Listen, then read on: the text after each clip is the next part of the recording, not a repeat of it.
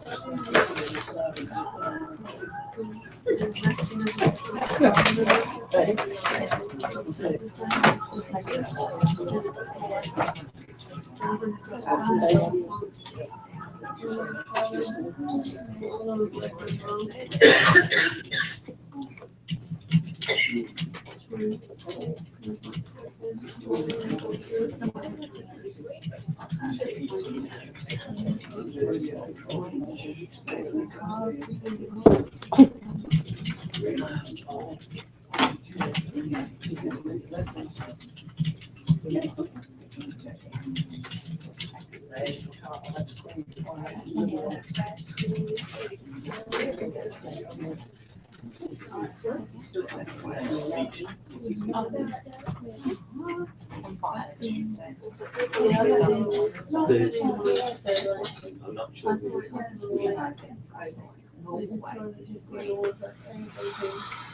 That's their life.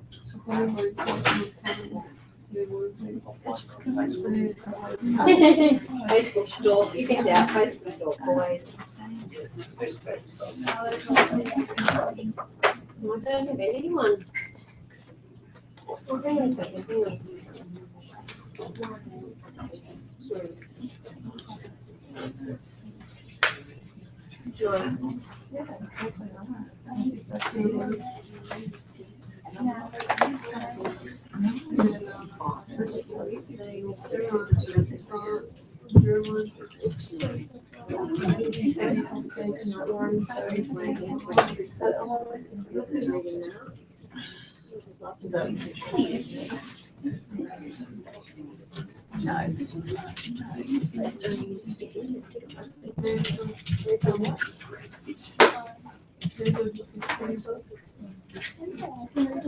Tell him that we've still got seats available on the. Yeah. We don't want to fill it. I told him that. He said, yeah. He said, I've got an appointment Thursday, so I asked him. Yeah,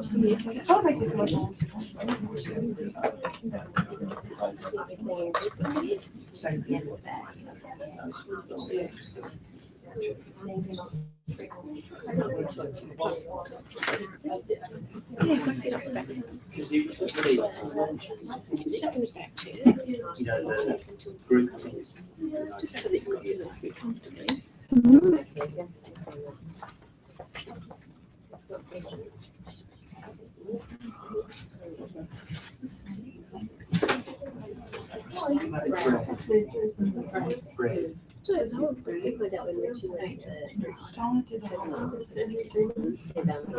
Brad McGee.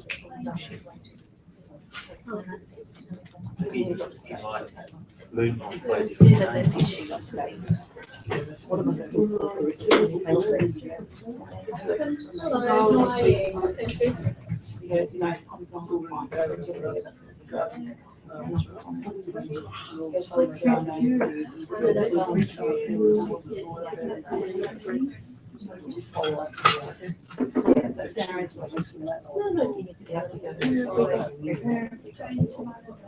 The postal workshop on the 6th of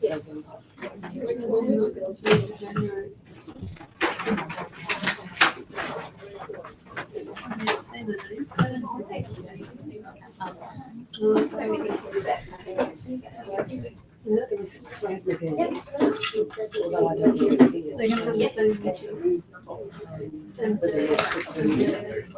All the evidence on group officers.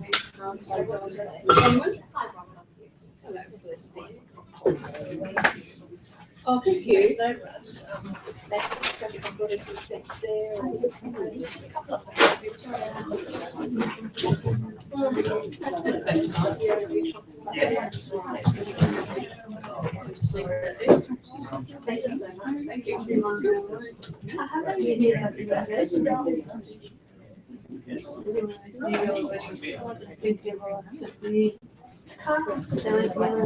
Because I get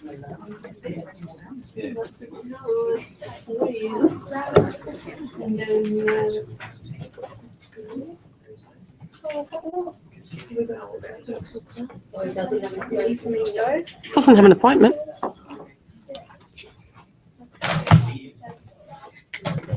Thank you very much for your patience and welcome to our final information evening for 2014.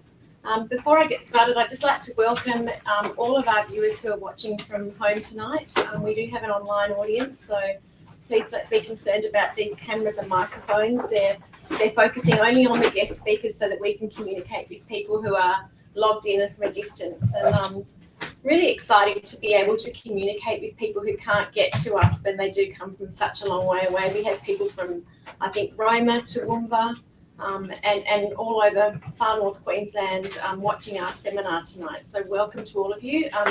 Melanie is actually here at our front desk and she's able to actually answer your questions also. So please just ask away and she'll do her best to answer them. All right. Welcome to all of you here tonight and thank you so much for making the effort to join us. Something really special about the last seminar of the year. I think there's often some kind of trigger or moment in time that makes you think, I've got to look into this now. I don't want to have another year like the one I've just had. I'm ready to make that change now. Is that something that for many of you, it's that thing that's started to make you think about, I really want to do this now? Before January 1 hits, let's think about this and start making some changes to your lives so that, next year's going to be a totally new start for you. It's interesting, some of the people I've spoken to over the phone this week, I've specifically had many people who've been hitting age 40 or age 50. They seem to be classic moments in your life where you think, I've got to do something. I'm turning 40, I've tried every single diet on the planet, or I'm turning 50 and I don't want to go on another diet again. So this is the end of the road because there's no more diet. So once you've gone down this pathway and you're looking for a permanent solution, we can confidently tell you that you don't have to think about what diet next. There'll never be another one. So I guess that's a really positive thought. Before I actually introduce you to the team and give you a rundown of what we're actually going to share with you tonight, I've given all of you a notepad. And I'd like you just to think for one moment and visualise 3 things that you'd like to see as your new and improved self, focus 12 months' time. And what are the 3 top things that you'd really like to see change in your life? And just write those down. And it's just for you. This is not for me to collect. It's not a test. Just an opportunity to focus on some of the things that you'd like to see change in your lives as a result or as an outcome from choosing to go ahead with some form of bariatric intervention, whether it's non-surgical or surgical. And what does that mean to you? Something you can put away and hopefully pull out in 12 months' time. It might be something as simple as, I'd really like to get down on the floor and play with my kids or my grandchildren. I'd like to feel comfortable in an economy aircraft seat where I can actually put on a seatbelt. What do you mean? You don't have to throw extender belt.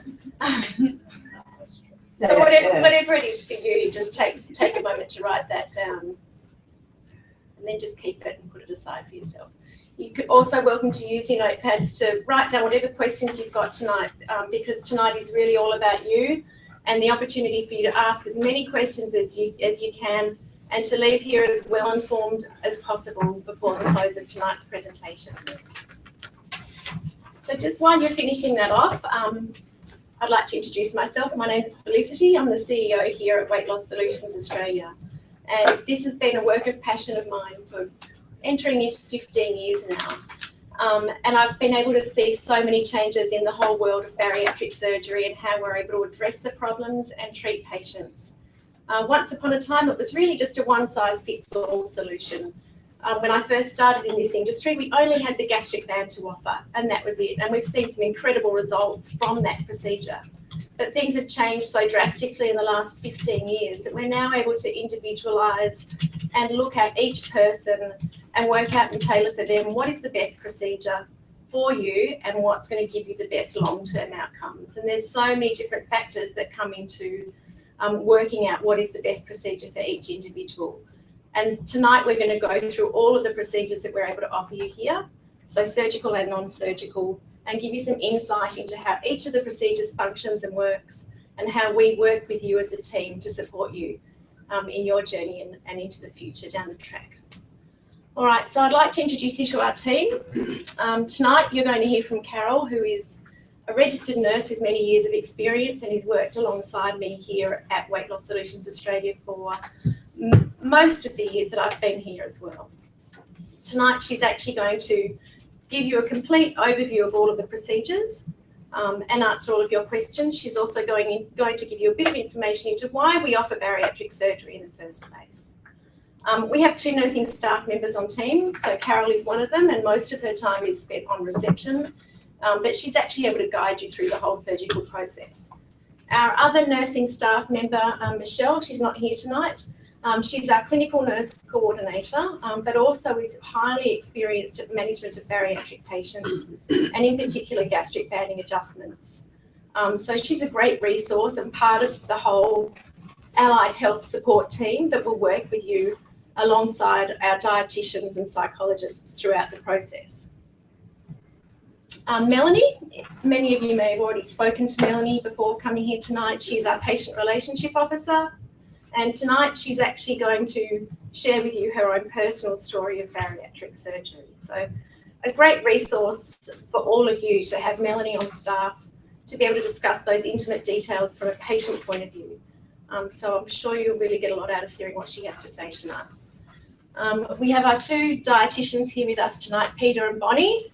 So they're going to actually share the floor and give you a bit of an insight into what does it mean to work with a dietitian here and what's different about that when you've probably seen a dietitian once or twice in your life before.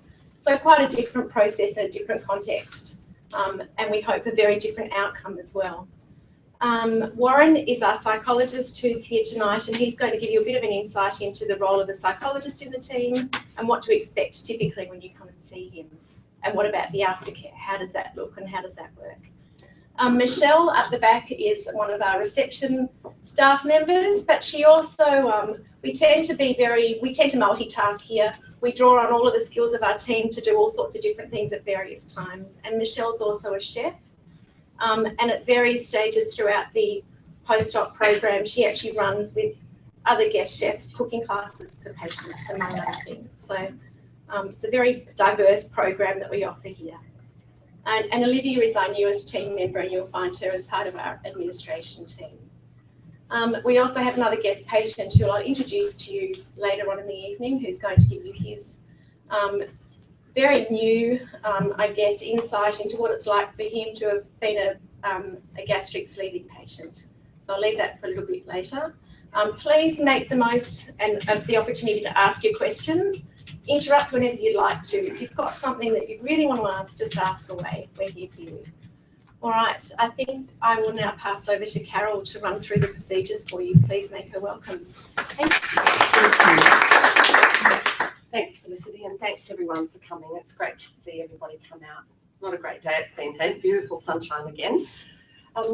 So firstly, I'd like to just run through a few things, and that is, what the effects of obesity and overweight can have on our health.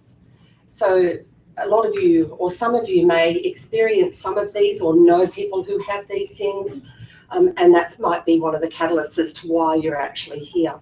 So the things like diabetes, whether it's some insulin dependent or non-insulin dependent, sleep apnea, high blood pressure, back pain, arthritis.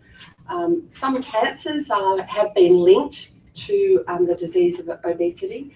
And also some women have found that they are not able to conceive.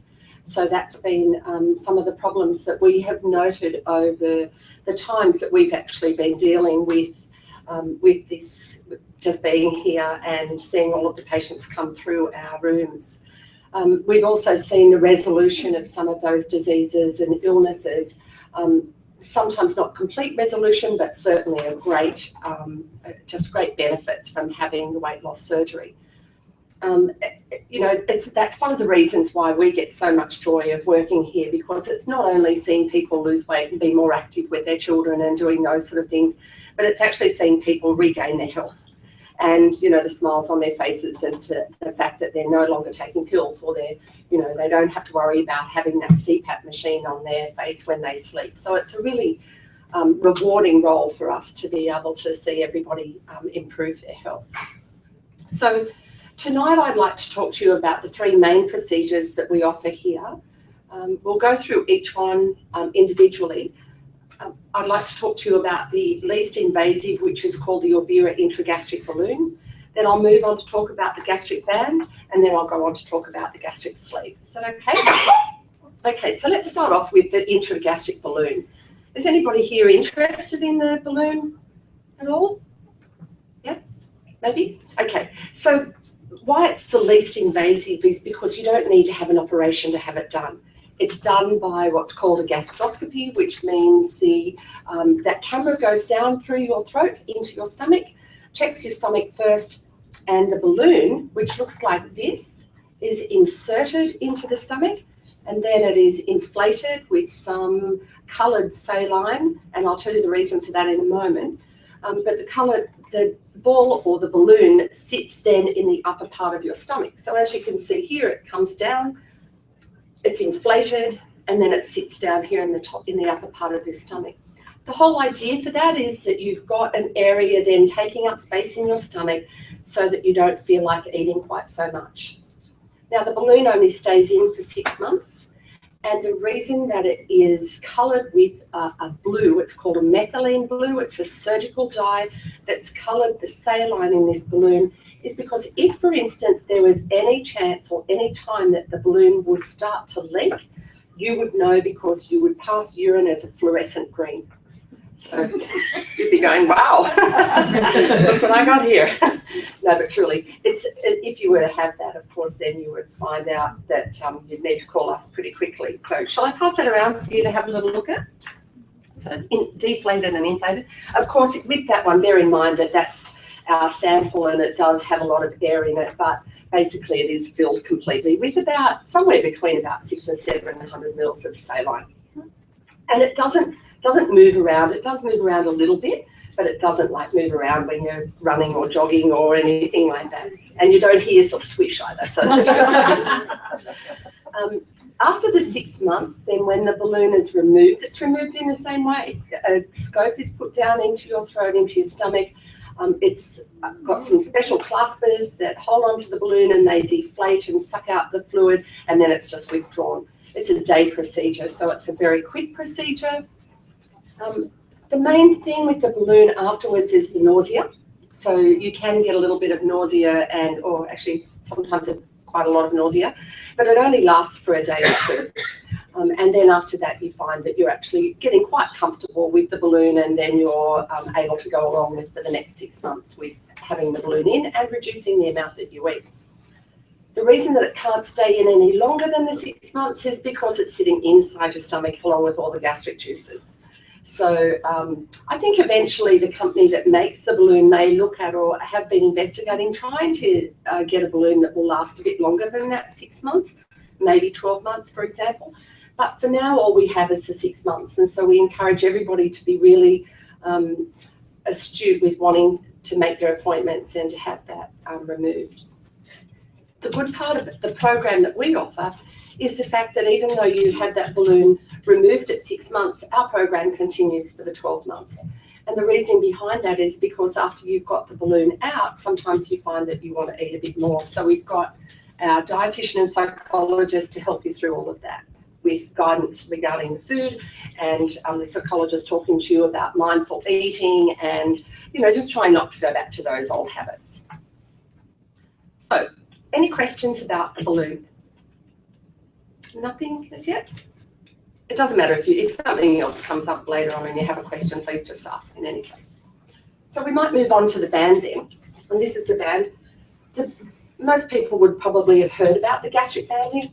Some of you may have heard about people that have had not so good a time with the gastric banding as well. It's been around for a long time. It's been around for, gosh, we've been doing this now for close to 15 years, and it's probably been going on for another 10 years, maybe more than that. The band was the only procedure that we had to offer back in the day, not so now. But the good part about the band is that it is they're all minimally invasive procedures because they're done by keyhole surgery. But the band sits around the top part of your stomach like that. So this is like what your stomach looks like, and the band you can see actually reduces and clasps it together a little bit. So a little bit like an hourglass. And if I can pull this apart, I can show you, see how the inside of the stomach is narrowed. So the food comes down and sits in the top part here and then slowly digests into the bottom part. And then it just goes through your system as normal. The band itself is made from a silicon-based material, so it's quite soft and pliable. And it comes in two parts. This part, which is the band that goes around the top part of the stomach, it's linked up into there. And then this part is the port. Now the port actually sits in, it doesn't really show you there where it sits, but it sits in the upper part of your abdomen here. The reason for that is because this is the part that adjusts the inside part of the band. So it can make it a little bit tighter around the stomach, or it also can loosen it a little bit. Okay? So how the weight loss occurs is that you start off with small amounts of food, and if you find that as your weight loss comes off, you start to eat a little bit more, or your weight's slowing down a little bit, then we can adjust you, and that happens usually about every month to 6 weeks in the first 12 months. And when you're adjusted, then you find that, oh, okay, I can just eat a small amount again.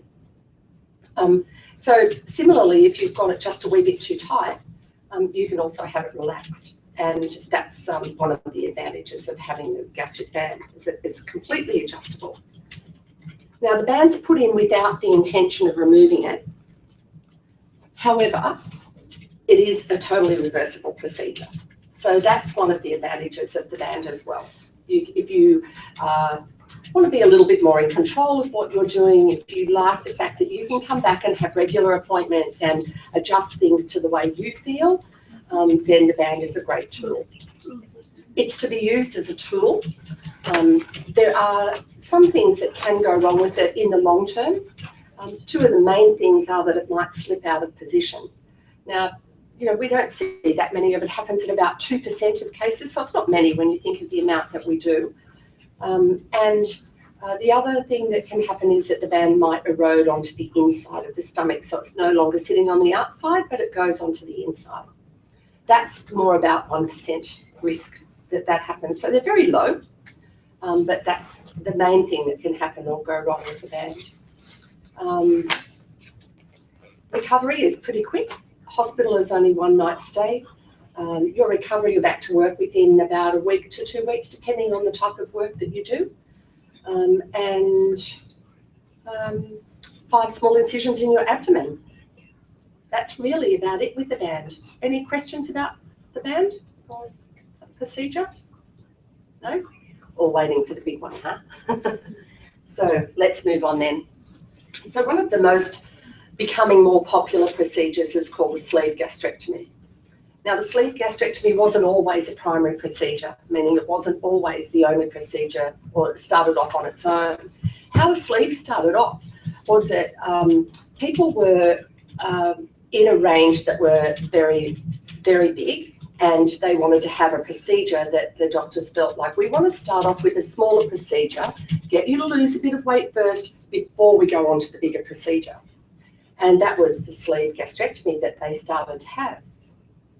But they found that by the time they came back for this second procedure, that their weight loss was so significant that really they could have gone away with, and they didn't do that second procedure. So that's then how they looked at this procedure could be done as a primary procedure and not really going on to the other one. And that's how this one came about originally. So it's probably been around now for started maybe about 8 to 10 years ago, as the very beginnings of the operation. But now it's becoming much more popular. And one of the reasons that it's becoming much more popular is because the weight loss happens faster than with the band. In the long run, when you're looking at maybe 2 or 3 years down the track, both of them are pretty much equal. But sometimes people want to have that as it does happen, weight loss does come off faster than what it does with the band. How the sleeve works is that we've got 5 small incisions in the abdomen, same as for a band, and the doctor actually cuts away about 2/3, maybe a little bit more of the stomach. So you can see that main bulbous part of the stomach has been cut away.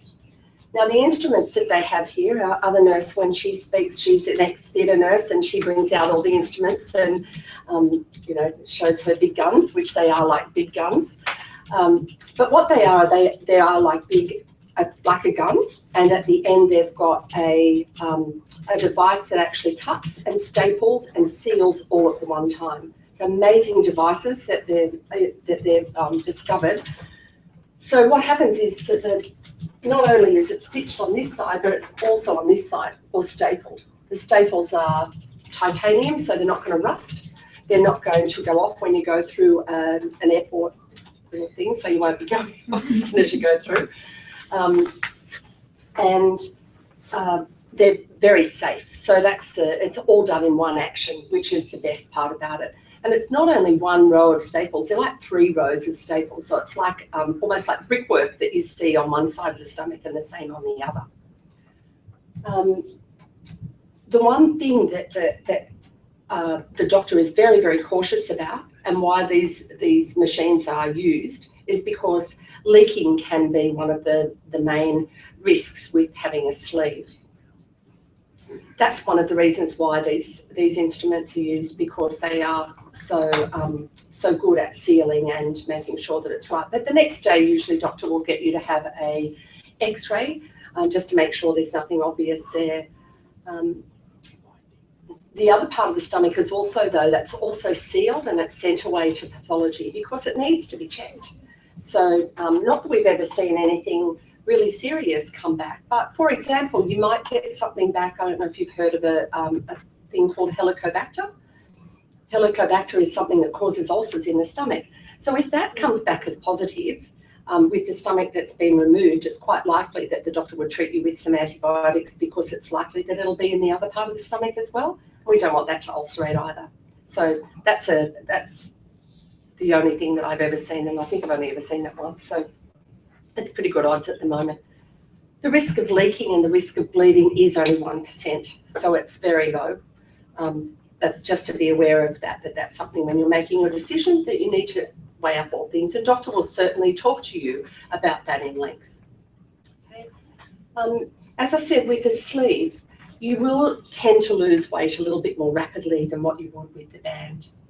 The recovery rate is a little bit longer, so you would stay in hospital for 2 nights, and then usually it is a really good week, maybe heading a bit more towards the 2 weeks before you go back to work. I think that's about it for the procedures. Yes, may I help you? Is that keyhole as well? Yes, it is. How do they get that That's a really good question. So for those at home, the question was, how do they get that really big bit of stomach out? So as even with the band, getting the band down through the stomach or through the hole, some of them, about 4 of the incisions are only small. But there is one incision that, even though it's keyhole, it's not like a big incision, but it's probably about this big. And with that, they'll put it in a bag. It's a special bag that they remove specimens in, so it doesn't damage the specimen, and it also doesn't damage the your body as they're taking it out. So it just comes out through the bag without a problem. But it's not really tiny. The incision that it comes out with one a little bit bigger. And there's no stitches in your body externally. There are internal stitches, and on the outside it's usually closed with those little strips called steri-strips. Yeah, so you don't have to worry about having stitches out or anything like that. Any other questions that I can help with at the moment? Yes. I'm not a grandmother yet, but if my daughter goes ahead and has this done, is there any complications as far as I guess from the actual surgery that could affect, is there any pressure put on anything when you're actually, Yep. pregnant and giving birth and all that sort of stuff? Yeah, I understand. It's a great question, because with any procedure that you've got, you want to make sure that you're going to be able to carry your baby safely and also deliver your baby safely. And the answer to your question is no. There's no problem with patients who've had a sleeve to be able to carry a baby to full term. They're able to get enough nutrition. We don't recommend with either of the operative procedures that you actually have try to become pregnant in the first 12 months, because really your body is in a little bit of starvation mode in that first 12 months because you're losing the weight. And then after that, when everything seems to settle down, it's a much better time to try. And then we've got patients that have come back with their babies after a band or a sleeve. There's one thing with the band. If you have a band and you become pregnant, then we do recommend that some fluid is removed from the band, so that there's the nausea and that sort of thing. And with the band, it might just rub and slip. So we prefer to take out the fluid with the band, but otherwise there should be no reason why you shouldn't have a baby. Or are there any other? Yes. Did you want to ask? When you take away part of the stomach, does it affect how the stomach normally works, as in gastric juices and everything? Or is it just the same as it's more? Yeah, basically yes. There are some things that might change, and that might be the absorption of your vitamins. And so you will be on vitamin supplements basically for the rest of your life. Something like a multivitamin. And we usually get you to check before surgery. We'll give you a blood test so that you can check vitamin B levels and vitamin D levels, and you may need to take a supplement in that, but more often we'll get you to take a multivitamin, definitely. Well, if there's no further questions right now, I'll hand back to Felicity, and I'll be around if you've got any other questions later on. Thank you. Thank you. I might just add briefly to your question regarding being pregnant, having children post-bariatric surgery. 10, 15 years ago, we didn't see IVF clinics in the way that we do now. There's a plethora of them around the coast, and it's become an area that is, just grown and grown and grown. And a significant, I guess, contribution to that need has been in part in direct correlation to the high level of obesity in our population. And we've seen a number of patients come through here with the express desire and need to actually resolve their infertility, PCOS, with a means to actually becoming, to fall pregnant, to become parents, and to carry a healthy pregnancy to full term. So in many instances, it's actually the means to the end. But for a lot of people, they're not actually able to fall pregnant, and we've seen some absolutely wonderful and very beautiful outcomes for people who never felt that they were going to be in a position to have children. So I kind of look at it from a totally different angle as well, and it gives you the opportunity to actually carry to full term and to carry a healthy pregnancy. So a great side, amazing benefit, and significant need for actually offering bariatric surgery as a potential solution for many people with that concern. And so many other comorbid conditions that we see that are just drastically altered with the support of having weight loss through bariatric surgery. So, and that's just one of them. Carol, did you mention sleep apnea? Yes, yeah. That's another one where we've been able to see patients even 2 weeks post-operatively when they've slept with a CPAP machine, all of a sudden they're off their machine. So some of those kind of benefits and outcomes, we get to see those every day, and the rewards are just endless. So it's very exciting. One of the themes that you will see come through all of our presentations tonight is the need to engage with our allied health support team.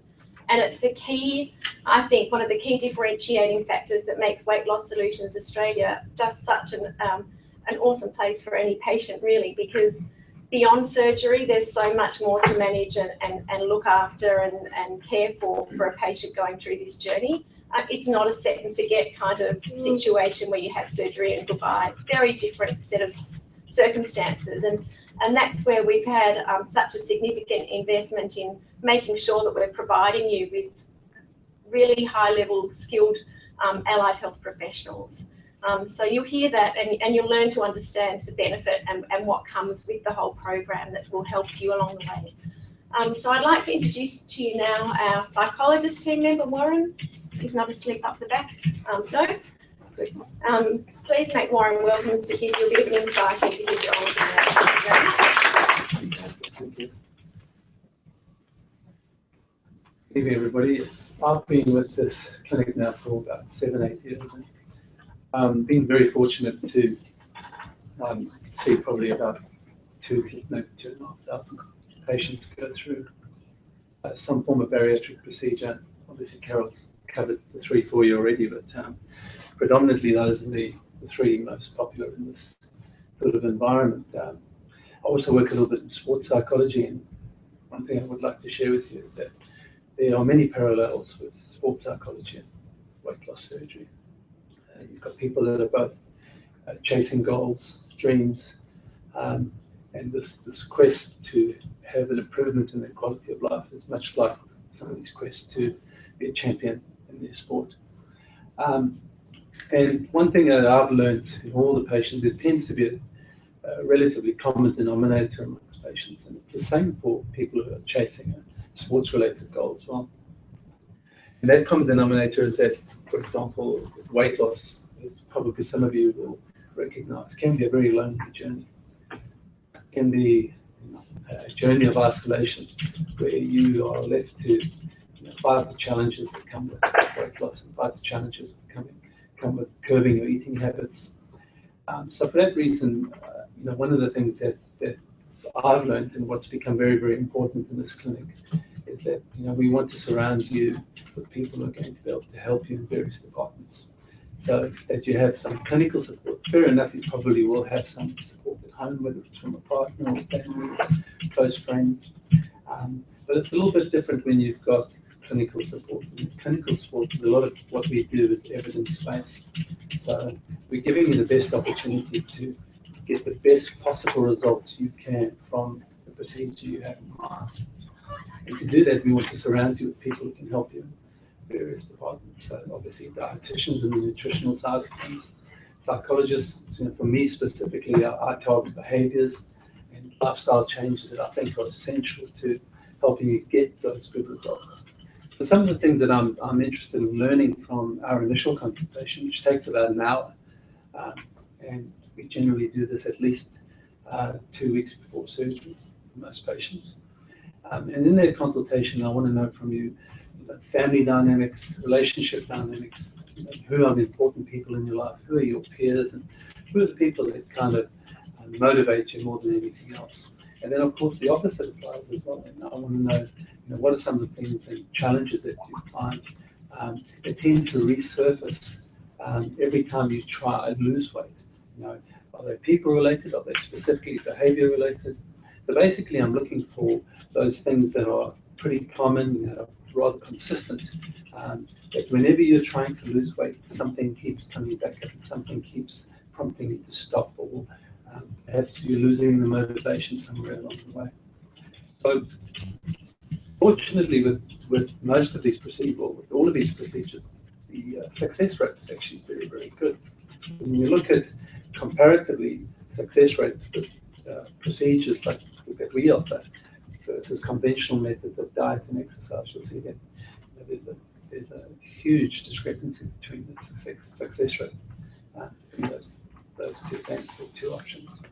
So with that being said, because you will have what we expect, you will have some degree of success and relatively early, it's a really good opportunity for us to get you in at various stages following your surgery, to try and help you with any challenges you're going through, and perhaps keep you on track with some of the things that we recommend in terms of those changes to your lifestyle and behavior.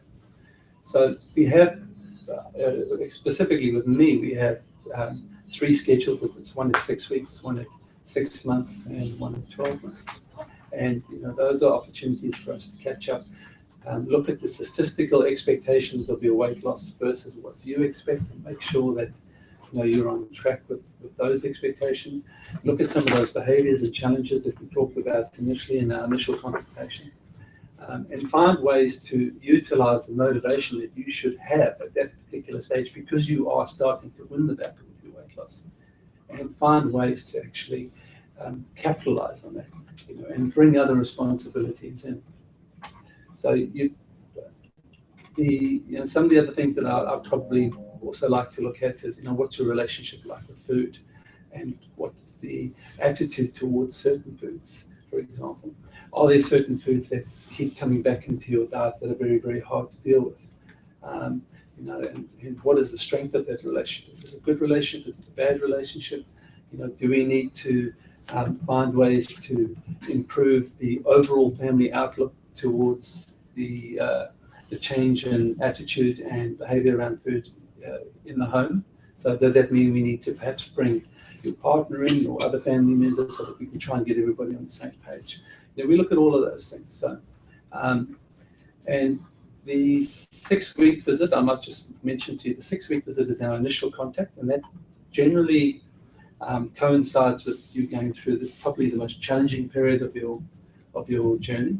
You're on restricted diet, which is never fun, and which is formulating meal replacements and puree, and then you have your transition to solid food. So by the time we see you again for the first time, you've kind of sort of made that transition to solid food. So it's a really good time for us to reconnect. Your energy levels are better, and you're kind of ready to take on next responsibility, or more responsibilities with changes to your lifestyle. And as I said right in the beginning, because it is and can be generally a lonely journey for most people, I think sometimes we overlook that it's not only the struggles we have with our weight loss, but the struggles we have in our day-to-day life that sometimes actually get in the way. So it's important to maybe also look at those things. And what we like to do is give you guys the opportunity to come back as many times as you need to in between those generically scheduled visits, so that if you're having any other challenges, whether it's trying to find a better work-life balance, or trying to have a better relationship with a partner, or coping with stress and any other emotional challenges, then I think it's important for us together to address that as well, so that we can keep you on track and keep you focused on what's really, really important here, and that is to improve your quality of life. And there is a relatively small window, I will tell you, that's 12 months, because generally what I find by 12 months, if you kind of haven't made those changes, it's not that you're going to necessarily put all the weight back on again, but you're probably not going to be as motivated to make changes at 12 months as you would be, for example, at 3 months. And that's simply because you're moving very far away from the challenges that you kind of experience with your weight. And because you are losing weight, sometimes there's a lack of incentive in some ways to make any changes, because you are kind of having success anyway. And I think it's very important to make sure that once you get to that stage of your journey, that you have gone through a personal, both physiological and psychological transformation, so that you don't find yourself taking another 10 years to put all this weight back on again. So the real difference between this journey and perhaps a conventional method is a conventional method you can put your weight on, you likely do put your weight on back on very, very quickly. Whereas with most of these procedures, it takes a long time. So it means that you're kind of giving you 10 years back of your life to start this whole thing again and questioning whether you would do anything different.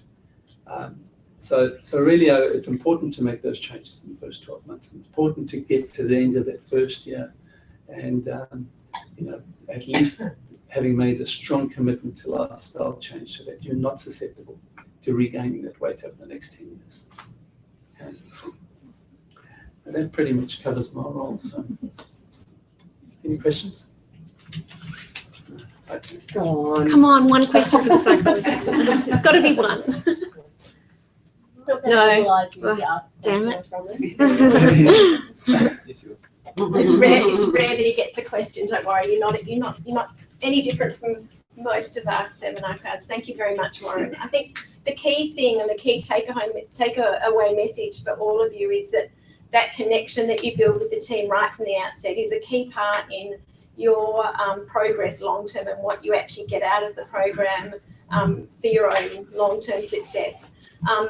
We're actually a research and clinical trials centre here, and we've not only had the opportunity to work with patients on new device technology, but all sorts of other programs. And we actually, Carol was involved in one of the first research programs that was initiated out of our clinic in, I think, about 2003.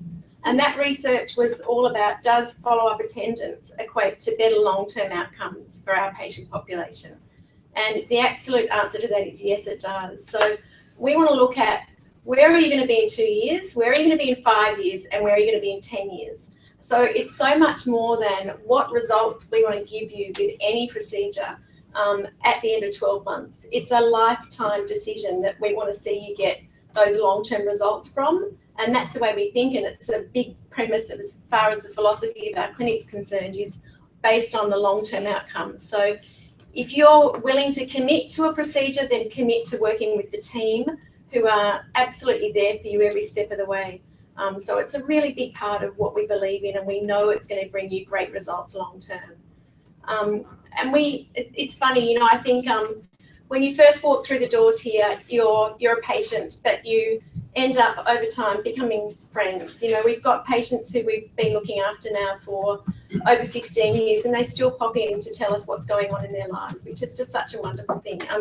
This Friday night, we're actually having a big Christmas extravaganza celebration to actually celebrate with our patients their results and where they've actually come to from where they first started to where they are now, no matter where that may be. And it's really a wonderful thing to be able to share with all of you. We also get involved in all sorts of things like, might not be the word that you most want to hear right now, but exercise is something that we love to encourage you to get involved with. And it's something that typically Warren will actually bring up at your first 6-week post-op workshop. And that looks different for everybody, but we like to get involved in supporting patients to learn to run. If that's a goal and you've never done that before, it's something we'll get behind you to achieve. And you'd be really surprised what some of our patients have done over the years, whether it's been, one memory would be a patient who, at the age of 53, who could barely walk up the stairs when she first came to see us, and she eventually went and walked the Great Wall of China. So, those are some of the things that we get to observe and share with patients. We actually had a guest speaker here not that long ago, maybe 2 or 3 months ago, and he's lost, I think, over 70 kilos with a gastric sleeve procedure, gone on to have some body contour surgery, and he's now bike riding. And when he came to speak at our presentation, he'd just actually done a 100K bike ride for MS. So incredible achievements. Anything's possible. All right, I'd now like to introduce you to our dietitian team members. Please make Bonnie and Peter welcome to come and give you a bit of insight into their lives. Evening, ladies and gentlemen. I'm Peter. This is Bonnie. She's a dietitian as well as I am. And thanks for coming out tonight. I'm actually really excited. I enjoy working here because it's quite a unique environment where I get to see people totally transform the way they see food and the way that they enjoy food. And with these sort of procedures, it totally transformed the way of looking at eating. So instead of being narrow-minded and trying to diet all the time, it's actually transforming that, and you're actually looking at what can I do to increase my variety and look at enjoying these foods, which are not only nutritious, but you'll find quite often in some of these procedures, there's a transformation in your whole taste buds as well as your psyche of looking at eating. So it's really enjoyable from a dietitian's point of view to be part of this journey. It's certainly an adventure that people go on using these sort of techniques. Probably it's really important for me at the outset to say that you really shouldn't eat fruitcakes, just full stop, because we are what we eat, and I just don't want a whole bunch of fruitcakes around here, okay? Thanks. It's just my token joke. Well, yeah, it's my dad. We've got to throw it in there somewhere, okay? So it's great. So both of us really enjoy being part of the team in supporting you. As Warren says, we're just like a support person, and to help you achieve your goal, and we're just here to help to guide that process. There's certainly some processes that we need to follow, and there's very important reasons for that. We'll go through those in a very small detail. I might let Bonnie just introduce herself and share some important points too, I guess. Always a hard act to follow there, so thanks for that, Pete. But I always like to, first of all, ask, have you sort of done your own research already on any of the procedures?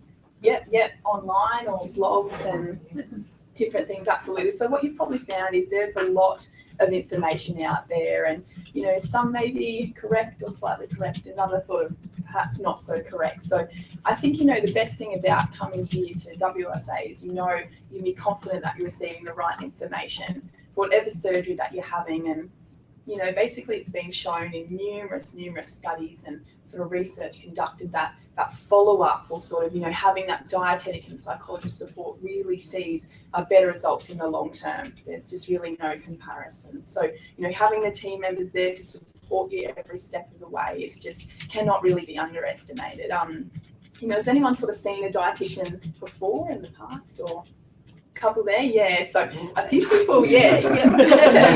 So you may have sort of gone on a diet yourself or seen a dietitian. A lot of people tend to do this as the food police sometimes, which I think is a bit unfair, so sort of have that negative association.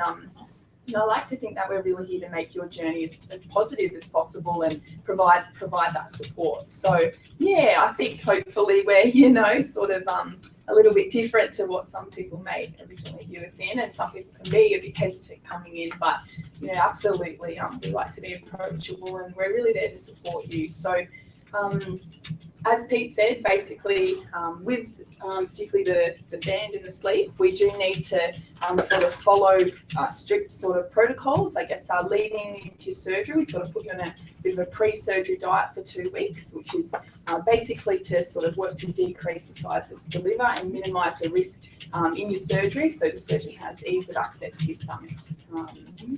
So basically already there you go. If you sort of don't know those sorts of things, you sort of have a higher risk during your surgeries. After your surgery, we sort of put you on different sort of diet phases, so we don't want you jumping straight in and having a steak or anything after your surgery. You sort of do a fluid phase to start with, onto a pureed phase, a soft phase, and then work into your full diet phase.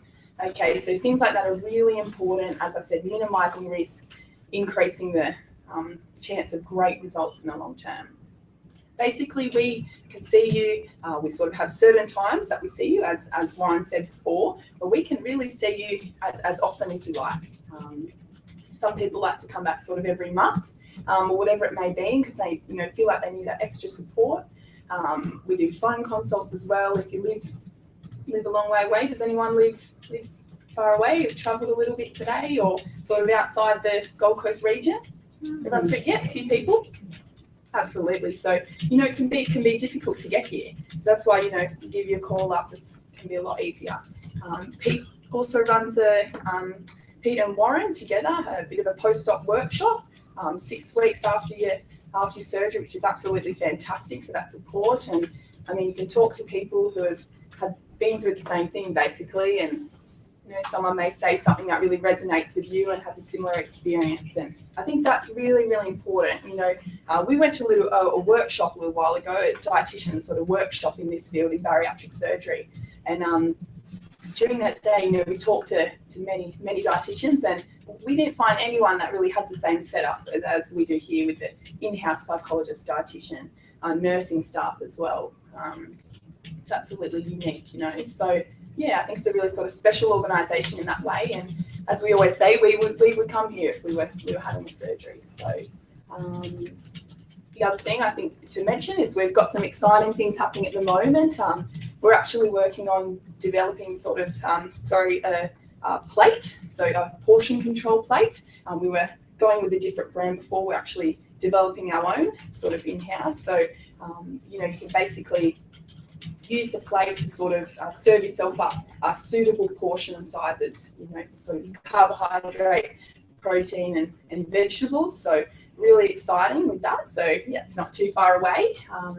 What we've also got, excuse me, giant throat. What we also got is meals, so pre-packaged meals that we've got available actually right now. We're sort of, yeah, we've organised that, and you know, you sort of see your commercially available ones at the moment, but we've actually designed our own sort of menu, which changes every fortnight.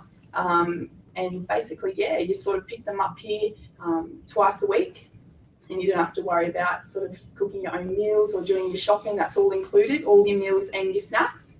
And you know that you're sort of having the right portion sizes and meeting your requirements with different food groups. So that's really, really exciting. So we're always sort of thinking of new ideas, and Felicity's always got really new, exciting things being developed sort of in-house here. So yeah, I think there's sort of the main reasons, I guess, yeah, why to come here. I've probably missed a whole bunch of things as well. Is there anything that you can, yeah. So that's, Are you ready? Yeah. Actually, does anyone want to ask any specific questions about how diet relates to food before I kind of step in? Because I've got some questions here that I'm going to ask Peter and Bonnie tonight. I've actually got some questions that have been put together by patients for me to ask at this time of year on how to cope at Christmas time. So I'm going to actually address a few questions that people have sent in for us that are probably typical questions that you would have. But before I do that, any specific questions in terms of how, yeah, go ahead. I was just wondering, if you've tried every diet under the sun and you just don't lose weight, how is this going to be any different? That might sound ridiculous, but if you're eating properly and exercising and your body's just not dropping the weight, why would that? I think one of the things is obviously with bariatric surgery, it's something that Melanie talks about as having an internal handbrake. So managing portion control obviously can be one of the issues, and yo-yo is, they tend to, dieters tend to yo-yo a lot, don't they? They tend to go up and down and fluctuate. Yeah. But you've never experienced any weight loss with a diet, is that what you're saying? Not never, but probably the last 10 years, I might start a diet. I'll give you an example. At the moment, I've been doing Jenny Craig for 15 weeks and lost 3 kilos. Yeah. And I've been exercising as well. Yeah. They're even calling their dietitians going, what's going on? Why isn't she losing weight? Yeah. So I didn't lose a lot of weight with Jenny Craig either. I did years ago, many years ago. Yeah, and we changed me with age as well. That sort of changes as well. So it's different. It's not a diet. Yeah, I know you're putting a band around your stomach, but that's not saying so. But if I'm eating right anyway and exercising, I've gone out for a cross trainer. I'm doing that at least a minimum 4 times a week. Why is this going to be any different? I think some people can take just that little bit longer to lose the weight, and the difference is you can't physically have the large portion sizes, you know, which when you're on a diet, sort of mentally trying to restrict yourself really, which can get exhausting, you know, that yo-yo dieting cycle as we're talking about. So yeah, it is really sustainable, I guess, in the long term, and you know, rather than sort of a couple of month diet or whatever it may be, then perhaps go back to the old eating habits. It's about a whole new sort of lifestyle and having those small portion sizes for the rest of your life, really. So yeah, it's a long-term sustainable change rather than a short-term diet, which may see a couple of kilos. So, but am I already on like small portions doing what I'm doing? Yeah, probably just not enough for you. And I guess that's what we see is that by the time people get to come to us, they've either been yo-yo dieters and they've successfully lost weight but regained with interest, or they just can't find a solution to lose weight. And that's where a bariatric intervention is going to take a lot of the guesswork out of the equation. And then obviously the analysis of the diet and looking at what time for Bonnie and Peter, I guess, things like what times of day you're eating and when and all of those things, and also what time of day you're exercising. There's so much more to the whole big equation. Pete, they'll also do blood tests before you have your surgery and check every single health-related potential issue that could be addressing your needs as well. So there'll be a whole big process of diagnostic approach to each individual when you come into the clinic as well, and all of those things will be addressed individually by the team. So probably in your situation, to go through your medical profile and diet history, starting with the bariatric nurse would be a really good place. And then you'd actually go on to meet with one of the dietitians, one of the psychologists, and then obviously the doctor to look at the whole big picture and work it out. I think with Jenny agreed with that too. You still eat between 1,200 and 1,500 calories, but I think maybe with this at the beginning, is it only like 600 to 800? That's right. Yeah. So it's like you're eating Another half of food. what you're doing now, And you're satisfied. but you're satisfied. Right. And I have been Jenny Gray twice too. And many years ago, about 15 years ago, I lost a lot of weight. The second time didn't work at all. So I can understand where you're coming Can I from. just ask, Yeah, how much go support do you actually give and how long does the support go for? So typically our support program runs for 12 months is the general rule of thumb, and it's unlimited. So once you've actually come in for your initial consultations and then you proceed to surgery afterwards, and this is a conversation that each patient will have with their psychologist and dietitian. So I should also mention we have 2 psychologists. Kerry is our other psychologist, and once you actually meet one of the psychologists, they become your psychologist throughout the program. It's really important for them to build that rapport. Whereas these 2, we can just sort of throw you in with either of them. They're both as good as each other. They'll both say the same thing. Interchangeable, which is great too, because they can actually work in together for any patient. And is that all included? It is all included, and if you want to come every week, you can come every week. And for distance patients, as you mentioned, that we've got Skype available. So we've got Skype available too, because we do have a lot of patients who are in remote locations, or they just can't get back for whatever reason between the face-to-face visits. We've just introduced a new WLSA Skype address so that you've got that ongoing contact in between your face-to-face visits. But weekly's fine, monthly's fine. It's whatever works for each individual, but the availability is there. So who's interested in how to actually manage over the silly season, Christmas time, and some of those things that people start to think about getting through this time of year? Would you like to hear the dietitians answer a few questions?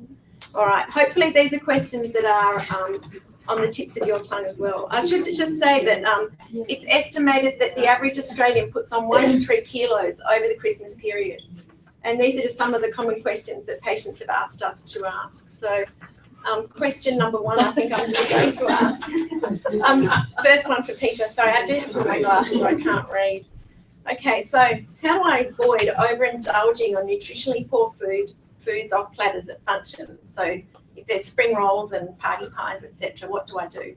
So I'm assuming I can't say don't go. No. Okay. Jeez. Yeah. It's an interesting thing, the whole festive season. I've got in mind, I was just reading we should have some mantras in our mind to survive the festive season. So things like, I will continue to have breakfast, lunch and dinner. I will continue to have these habits. Other things would be like, I will continue to eat till I'm satisfied and not till I'm stuffed. I'll continue to eat a range of foods and not just hoe into one type of food.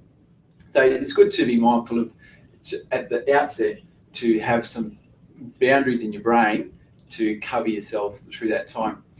In the specific question with the functions, I like the idea of getting a plate and checking everything and say, okay, well that looks good, so I'll grab this, that, and maybe a bit of that and a drink. and that's my function. I'm done. And so I don't go back for seconds, or I don't do anything. I just pick the things I enjoy and just hold on to that, and that will carry me through. Thank you. All right, Bonnie, I've got several Christmas parties where dinner is offered as a buffet. How do I control myself from eating too much and feeling sick afterwards? Yeah, absolutely. That's a big one, isn't it? So yeah, I think definitely sort of ties in what Pete was saying. Taking a little bit of everything. So not sort of piling up your plate, with sort of, you might pop a lot of something on and then a lot of something else. And next thing you know, you've got a big pile on your plate. Really having a balance of different foods. Using a smaller plate as well can be a good idea for that.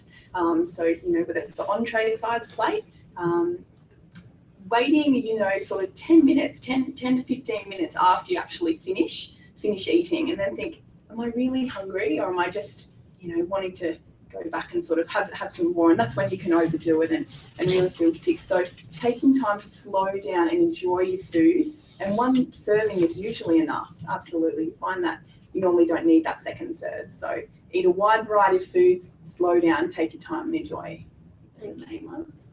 All right. I've got guests staying at my house. This is for you, Peter. And cooking for large groups is stressful. How do I organise a low stress meal without opting for takeaway? Oh, without takeaway. Yeah. Okay. Bonnie suggested in advance freezing some meals and just making it accessible. I like the idea of living in Queensland in summer and utilising barbies, and that, to me, that's easy. Everyone enjoys that. You've got some, and you can make that as healthy as you want. You can do the old veggie kebabs and things like that. From a calorie point of view, 20 big prawns will have less calories than a sausage. So from my point of view, seafood is always a winner. So just remember that 20 large prawns, less calories than a snack. So you take advantage of it. Any day I'd enjoy prawns over snacks, unless they're kangabangers. Oh, yeah, they're good. After surgery, you can normally fit in about 5 prawns. So that would be equivalent to a quarter of a sausage. Well, there you go. Okay. All right. That's good. Thank you. When there's extra food in the house, I find I eat more. How do I avoid having copious amounts of food in the house at Christmas time? Yeah, absolutely. So everyone knows what that's like. You have all your leftovers there, and you find that you do eat more. You don't want to go off, and just because it's there, really. So a really good way to do that, when you've got family and friends staying, divvy it up. Sort of give them, some to take home. Everyone takes home a bit of food. Then you're not left with all of it at your house. The other one is sort of shopping in small amounts. So it's a lot easier to whip down and get some meat for the barbie, as Pete was saying, than sort of have all of this excess food in your house, that might go off. Same with things like fruits and things like that as well. So yeah, I guess definitely shop smart. Don't sort of overdo it. It is easier to buy too much food. And yeah, just sort of divvy up the food that is left over. So one person isn't left with all the treats in the house and ends up putting on the 3 kilos. So Okay. that's a way to look at it. Thank you. All right. Each Christmas, my exercise regime goes out the window. How do I maintain a regular exercise routine? It's amazing. Like one meal, like Christmas dinner, if you ate like 7,000 calories, that's the equivalent of a kilo of body fat. So it's very easy to put on the weight. So you're right, it's very hard. And then you had to think about, oh man, I'm going to have to walk how many Ks to burn that off. But again, I enjoy living in Queensland, so I would take advantage of the activity that I enjoy. So it's too hot for me to go walking, so I would just use water. So I just jump in the pool or the surf and enjoy the activities that you do. And take the kids and have a look at the lights at night time. It's so nice walking at night rather than during the day. So, and eating and then going to bed, we know that's not helpful. So, we've got plenty of time and it's quite mild weather to enjoy a walk outside at night. So, Thank you. maybe this. Yeah. Okay. This is a question that a lot of people have asked. How do I enjoy a few glasses of alcohol at gatherings without gaining weight? Is that possible? Yeah, it is possible. You know, the thing with alcohol, it is very energy sort of dense, which a lot of people don't realise. You know, it does contain a lot of calories, and it is an easy way to put on that 1 to 3 kilos is to sort of a little bit overindulge with the alcohol. So I think, you know, the biggest thing is at a party, having something in your hand, it's sort of a social thing, having that drink in your hand. So a good way to sort of do it is to, you know, limit yourself to the 1 or 2. Have those, and then whether it's a bit of soda water or even some water in your hand with some lemon, whatever it may be, fill another glass up with that and carry that around for the rest of the night. So you don't feel left out, you know, because you haven't got a drink in your hand, and you know, you sort of then don't get questioned about it and things like that. So yeah, I think just finding that alternative and good way to keep hydrated and not wake up the next morning in a little bit of pain as well with you know, a bit of a hangover. So yeah, just having that glass of water. Thank you. All right. Being stressed around Christmas increases my emotional eating. How do I avoid emotional eating when I'm not really hungry? That's a good question. Do you It's have a common a one. Yeah. You get this one right, you might win the car, so. Can I phone a friend? Come on, Bonnie, what do you think? Yeah, absolutely. So, you know, emotional eating works both ways. With the stress of, you know, your family being there trying to get everything organised, and also we use, you know, food as with happy emotions as well, with the celebration sort of thing. So I think, you know, as I said before, taking time, being mindful of when you're eating and what you're eating. So, you know, rather than sort of going to the fridge back and forth 20 times and going through that whole block of chocolate or whatever it may be, slowing down and really enjoying the food that you are eating. So, you know, get out a, you know, a couple of amounts. So, but it's a couple of chocolates or a couple of those macadamias, you know, with chocolate coated or whatever it may be as your treat, and enjoy that and take the time, sort of take it in and really taste it. You know, it's called being mindful, and then you'll enjoy it more. You won't eat as much. And also, I think a really big one is, you know, going and doing something non-food related. So take that opportunity. You've got your family there. Go and play a game. Go outside, kick the ball, do something, another activity that you really enjoy. Listen to music or play charades, whatever it may be. So, you know, food should be enjoyed at Christmas time, but enjoy the other activities as well. So, yeah, you know, have your treats every now and then, absolutely. But, yeah, enjoy other things as well, in case. I've had a gastric sleeve or a band or a balloon. So I've had a bariatric procedure. How do I sit down at Christmas lunch and not feel left out or embarrassed at the size of the portion of my meal in front of my family and friends? Very good. It's a very, very good question. Christmas is one constant eating process, isn't it? From as soon as you get up, you just eat for the whole day, don't you? And so that actually works all right, you know, if you've had a sleeve and things like that, because yes, you're restricted to, you know, if you've just had a sleeve, you're looking at like 1/4 of a cup of volume of food. So that's pretty astounding. But maybe later on, maybe 1/2 cup or maybe up towards a full cup. But you are restricted with your volume of food. But the good thing is when you're sitting down to eat with people, and especially over a prolonged period of time, as the French do, and you know, they actually really embrace the meal, and it's not just quantity that we're all about. You know, we should follow the European style of eating and not the American style of eating, where bigger is better, and you know, all we need to do is eat as quick as we can so that we can go and watch TV or something, you know. But they actually make the meal a wonderful experience. So this mindfulness is really powerful. So I remember doing some mindfulness exercises where we get people to eat a snack-sized Mars bar, blindfolded, and they actually have to spend time smelling it, feeling it, and then tasting and let it sit in their mouth for a while. And half the people couldn't finish that snack-sized Mars bar because it was too sweet, because their senses were just so sensitive to that sweetness. They're like, I'm done. So, and that's what happens with, particularly with sleep. You know, you get this restriction, but then you have to maximize your flavor and the enjoyment value, and it comes naturally. And that's the exciting part of it.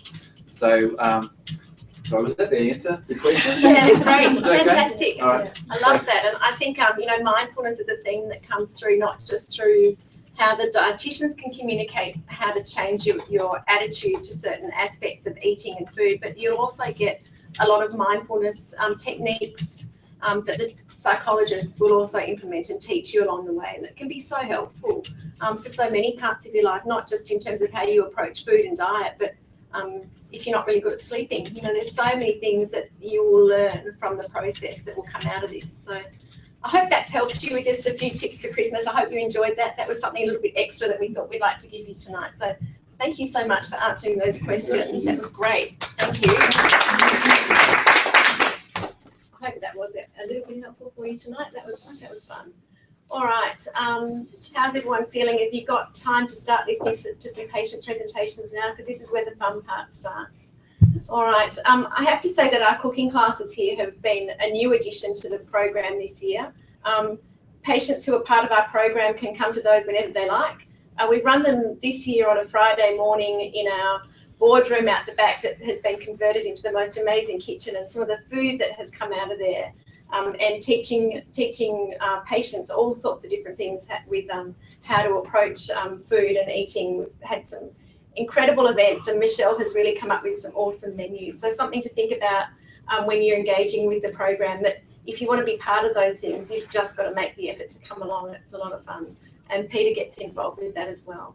All right, I'd like to start to present our patients to you, but Carol earlier was going to actually give you a little bit of an insight into the Orbira balloon procedure, because she's actually been the fortunate recipient of an Orbira balloon and has had a great result.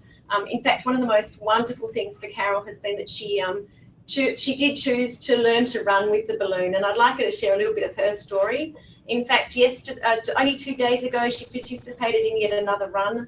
She did the colour run, all about the fun. But yeah, we've also as a team this year, we did what was it? Neon run. Oh, we did the neon run. That was a lot of fun. So please come and tell us a bit about your experience with Orbira. Thank you. So sorry, I forgot before Felicity. You told me to speak about it then, but I didn't. So you get to see me twice. Lucky you. So with the Orbira, my experience was that, you know, as with all of us, you know, you struggle with the weight and that sort of thing. And, you know, I've just become a grandmother, or I was about to become a grandmother before I took on the Orbira. And it was absolutely great for me, because it assisted me in losing 10 kilos, which was just fabulous. As Felicity said, one of the best things that I did was that I learned how to run. So, you know, I was a bit of a couch potato, yet as a younger person, I was always really active. But then I started to run, and that was my choice. That wasn't, you know, it's not what I say for everybody to go and learn how to run, but that was my choice, something that I wanted to do. And as Felicity was just saying, our first one was the neon run, and you know, it was such a sense of achievement that, wow, I actually did this, and my knees weren't aching, and I was active, and I had the privilege of having my grandson born in September last year, and so to think that I can get down on the floor with him, and I was struggling before, you know, but a little bit about the Orbira balloon and just coping with that. Having the balloon inside me actually didn't stop me from running, and it didn't slosh around. It didn't make me feel any different, except for the fact that I had this bit of a stopgap for me to say, no, look, I've had enough, you know. And just as the dietitians were saying, it's about mindful eating, and, you know, with busy lifestyles, you know, I can wolf down stuff pretty fast myself, but to be able to stop and just think about what sort of food I'm eating and actually enjoy the types of food that I have and continue on with the exercise. Just participating again in the colour run was a bit of a blast. It was more of a bit of a walk run, really, because there were just so many people there that it was, you couldn't really run it. But, you know, that was the enjoyment of it. There were kids, there were adults, there were even people in wheelchairs. It was just fun, and I think I wouldn't have done that had I not been given this opportunity. So, you know, for us who work here, some of us really understand what people are going through. It might just be on a slightly different scale, but basically it's all the same, isn't it? You know, how we feel inside and the struggles that we have with food and how we perceive ourselves and the weight and all of that sort of thing can still be just as much a struggle no matter what size we are when we have that bit of weight on, you know. So look, I just want to encourage you. The balloon was a perfect tool for me. I didn't want to get down to the size I was when I was 25. You know, I'm nearly 60 years old, and I wanted to be fit and healthy for my older part of my life. So I can still feel young, and I do. I must admit, I do feel young. So I'm here to answer any questions personally about the Orbira and how that affected me. If you've got any, yes? Did you have a question? Oh, okay. Yeah, so if anybody does have a question, I'm only too pleased to answer. And yes? Have you had it out? Yes, I had it out at 6 months. So I've had it out for 6 months now. It was September last year that I had it. Yeah. Did it change the way you ate once you got it out? Yeah, it did, because with that 6 months of sort of changing the way you look at food and your dietary changes, it really does help you continue on. And certainly there's that bit of still a little bit of an up and down thing that I struggle with, but I don't struggle as much as what I did before. So it's easier now than what it ever was. Anything else? Okay, well, thank you for listening, and I'll hand on to Felicity for our next patient. Thank you very much, Carol. Thanks. All right. I'd now like Melanie to come up to share her story. So she's got a lot to share. Yes, she does. Such a nice way of saying that. And we never tire of listening to her story. I'm sure you'll enjoy listening to her. Please make Melanie welcome. Thank you. Good evening, everybody. Pass that around. That was me when I came to a seminar, just like you. So probably unlike a lot of you, I was in denial. So congratulations for coming here tonight. My auntie was coming to a seminar, and she'd kindly asked me to come with her in case she got lost, because she had too many manners to say that I could actually do with surgery myself. So I came with her in case she got lost. Listened to what they had to say, and like most of you, I think I'd heard all the stories of, seen today, tonight, and thought, oh, weight loss surgery is only for, those people that are locked in their house and Dr. Phil has to have them cut out and that type of thing, or it's for the ultra rich, or it just sort of wasn't just for the normal person. Well, you didn't hear a lot about it. My surgery was nearly 5 years ago now, and it was quite taboo then. Also, it wasn't as socially acceptable as it is now. So I was firstly embarrassed to say I couldn't do it on my own anymore. And secondly, I thought, I actually don't think I can have this. So I came and listened to what they had to say at the seminar. And my poor auntie, who brought me along as her support person, I pretty much fought her to get to the counter, and I was signed up before we left the room. So I actually had a band to start with, but I'll go along my whole journey in a minute. So that photo there, I was 120 kilos. I'm 50 kilos lighter than that now. So it's been a substantial amount of weight to lose. I think I was one of these people, clearly I had a mirror. I knew I was overweight, but you don't realise the degree you were, or how, the little things that affect your life, which is, I think a lot of us would probably be like that. At school, when they pull out those tiny little kids' chairs when you go to an interview or anything at school for you to sit on, I was always like, oh no, I'll stand. There was no way I was sitting on that chair, in the possibility that the thing could break. Or my daughter always wanted to go horse riding. I told her I hated horses, but really I just hated the thought of getting on a horse and damaging a horse, or turning up there and they're like, sorry lady, you're not getting on any of our horses. So I didn't go on rides and amusement parks, because one time I got on when my boy was little and they couldn't get the thing down over my big boobs and the big rest of me. So, I did the whole, oh, I'm going to hop off, Mummy's too scared.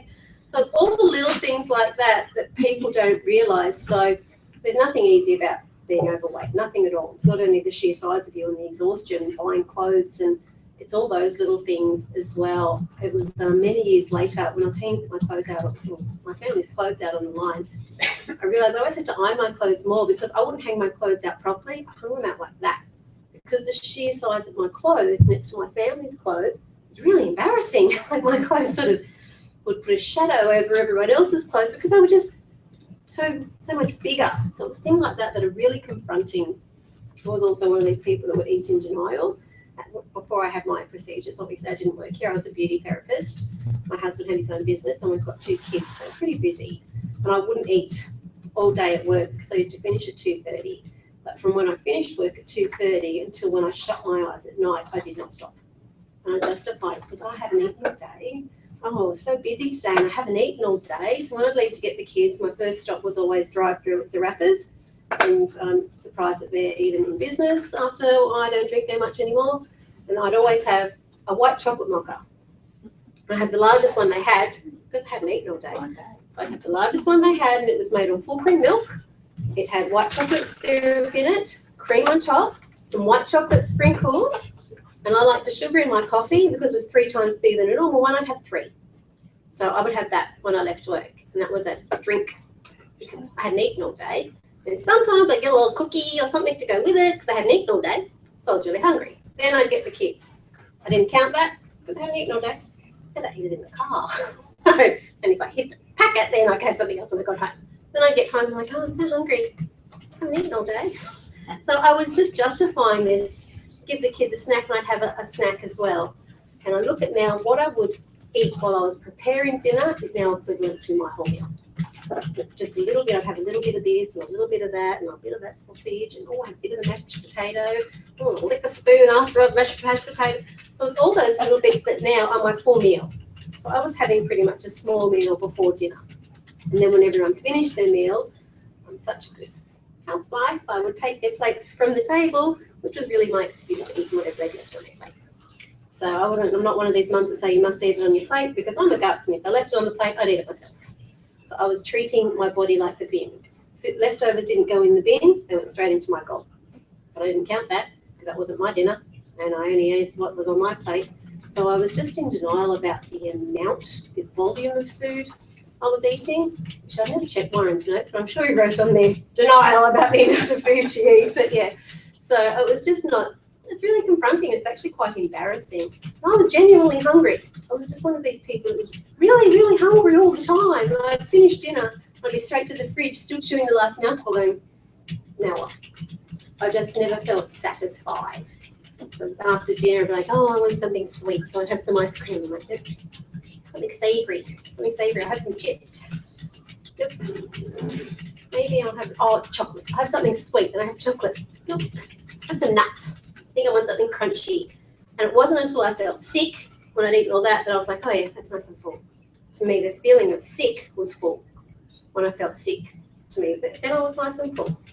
So that's a big difference as well. As Felicity says, I explain it to people now like I just didn't have a handbrake. I'm not programmed like that. I just feel like I've had a handbrake put into me. I just didn't know when to stop and I didn't feel satisfied. If I feel like a chocolate biscuit now, I will have 1 Tim Tam and I'm happy with that. I don't go looking for more and I don't have the whole packet. I always sort of joke when I look on the back of the packet of like a Tim Tams, for instance, they had calories per serve and calories per packet. And I'm like, ugh. Like a whole packet isn't a serve. What's the breakdown there? I just never understood that. Like, who doesn't have a whole packet or packet of family chips? It was like per serve and per packet. Like, who's going to break up a family chips into per serve? Just eat the whole thing. That was the volume that I would eat. Whereas now, if I really feel like crisps, I get the little kids' snack size. So I don't go without. I still have whatever I like, and I've been able to maintain what I lose. But I just have a handbrake now that pulls me up and says, stop. Enough. Same with a sandwich. If I want a whole sandwich, I mean, I'm quite a few years out. If I want a whole sandwich, first I'd have to cut the crust off because they fill you up too much. It's not that I don't like crust. They fill you up too much. So if I wanted a whole sandwich, I could maybe do a Vegemite sandwich. But if I had ham and salad, it would be half for sure. So it depends what's on there to what I can eat. I normally have 1 Weet-Bix for breakfast if I'm having Weet-Bix. I'm not really big into milk anymore. What I have at Zaraffa's now is a soy, because I prefer soy milk now. Who would have thought? I like a soy cappuccino, normally with an extra bit of water. I don't like it too milky. So that's the difference. Not through being, you can't have that. That's just what I prefer now. I prefer the taste. And I don't eat fried food anymore. And that's not through wanting to be healthy. That's because I don't like the taste of it. I can taste the oil. So the thing with any of the procedures you have to slow down your eating, which is a dreadful habit. You can't eat and drink at the same time, and you have to chew. So they're really bad habits to break. So once you slow down and eat your food much slower, it's surprising how different it tastes. So if you hot chips, and who doesn't like hot chips? I used to devour those things, inhale them. Whereas now, if you put a hot chip in your mouth, not 4 at a time like I used to. Put one in and chew it around for a while. It really just tastes like soggy potato. Whereas before I'd throw them in so quickly and they were down before I got to that. I just got the crunch, I got the salt or the sauce and they were gone. It's like, yeah, more please. But once you chew your food for a lot longer, you tend to really taste it different. Same with milk and cream and things like that. To me, pasta only came in a cream sauce. I mean, what is this red stuff? It only comes in white sauce. Anything in a creamy sauce. Garlic prawns, I hate it when you order garlic prawns and they bring out the ones with just garlic without all the cream. I'm like, what's the cream? I cannot stand that these days. I don't like anything milky. I don't like anything creamy. If we have milk at home, it's skim milk. If I don't have soy milk, if I go somewhere and get a cup of tea and I put real milk in it, I can taste it. Real milk, normal milk in it. I taste it. I'm like, oh, that's too thick. I can taste that normal milk in there. So your taste just changes a little bit as well. The eating and drinking can work in 2 ways. If you don't like to hear about vomit, I suggest to close your eyes or check in your bag right about now. It can work in 2 ways. Some people say it helps wash the food through. 99% of people, myself included, say it makes it come up like a volcano.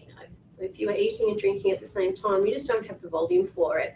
And it's like trying to shove the things down a little funnel. It's not going to work. Eventually, she's going to want to come back up. It's normally out the nose and everything, and it's not pretty. So don't try that one. Save that for home. Don't try that one when you're out, as I did. Forgetting as well. Being mindful of what you eat. I think Peter's really hit the nail on the head with that one. A lot of it is just not even realising. I'd had my band probably a month or 2 and I was dishing up some food for other people, threw a piece in my mouth and it was sweet as hell. Pork, hello, probably chewed it twice and swallowed it because that's how I used to eat. Just chewed it enough to get it down the hole, not to enjoy it. And when I did it, I went, oh, I didn't want it. It actually wasn't on my diet at the time and it wasn't even something I'd thought about eating. I just inhaled it so damn quickly. And yes, it came back up like I said, like the old volcano, come back up. And I'll address this straight away. The vomiting issue. People say, oh, doesn't that lap band make you vomit all the time? My friend's daughter had that and she just vomits all the time. If you are vomiting too much with a lap band, firstly, you're probably doing the right thing. It's sort of doing the right thing. It's there to stop you eating that volume or to pull you up. So it's actually done the right thing. You're doing the wrong thing. So I say it's the owner of the band that's doing the wrong thing. You've eaten too quick. You've eaten the wrong thing. So yes, if you are sick with a band, you've normally done the wrong thing. You've eaten too quickly. You've eaten and drank at the same time. The volume's wrong. The consistency is wrong. You'll say, all I had was a bit of steak. If you don't chew that enough and it's too dry, you will have an issue there. Same with eating and drinking at the same time can make it come back up. But when you're sick with the band, you're not sick for hours. You don't feel nauseous. It's not like your normal vomit, normal consistency of vomit. This is a bit getting graphic, talking about the consistency of vomit. It's not the normal consistency of when you're sick with vomit. I was going to say with carrots, but I won't go there. Anyway, so it's not like that. It's really what you have just overeaten. I used to call it the jellyfish in a ball of saliva. So whatever you overeat will really just come up really salivary and you go about your day. You feel fine. Don't have to worry, think, oh my God, what happens if I overeat at work? I need to go back to work or whatever you're doing. People that are teachers like, I can't do that. So if you do overeat, it's really a trip to the bathroom. You need to do what you do and back you go, you're fine. The sleeve's not quite as forgiving. You can feel sick for quite some time. I thought they'd be much of a muchness. I'd had both procedures and by this stage I was working here and I said, oh yeah, they're not much of a muchness. No, after I had the sleeve, I found that it's not quite as forgiving. It's not as easy to be sick and you do feel quite ill. So you'll do it a few times, everyone does. You don't know your limits until you test them. So that's when you know that, oh, I remember doing that. I'm not doing that again. When you do think, I'm full, I could have one more bite, don't.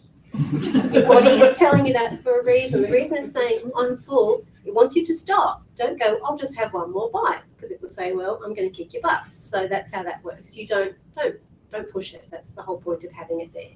Again, as I said, you all will. We all do. So, I mean, clearly I'm a guts. My head hasn't changed. I haven't had any procedure done to my head. So my head is still a guts. That's the way I'm built. And when I can choose, okay, I could have 5 hot chips or a whole piece of salmon and some vegetables. I'm going to go to salmon and vegetables because I'm still a guts and it looks like more food. So you tend to choose differently. Like, same with fried food. I could probably have 2 calamari rings or, if it wasn't fried, a whole calamari salad.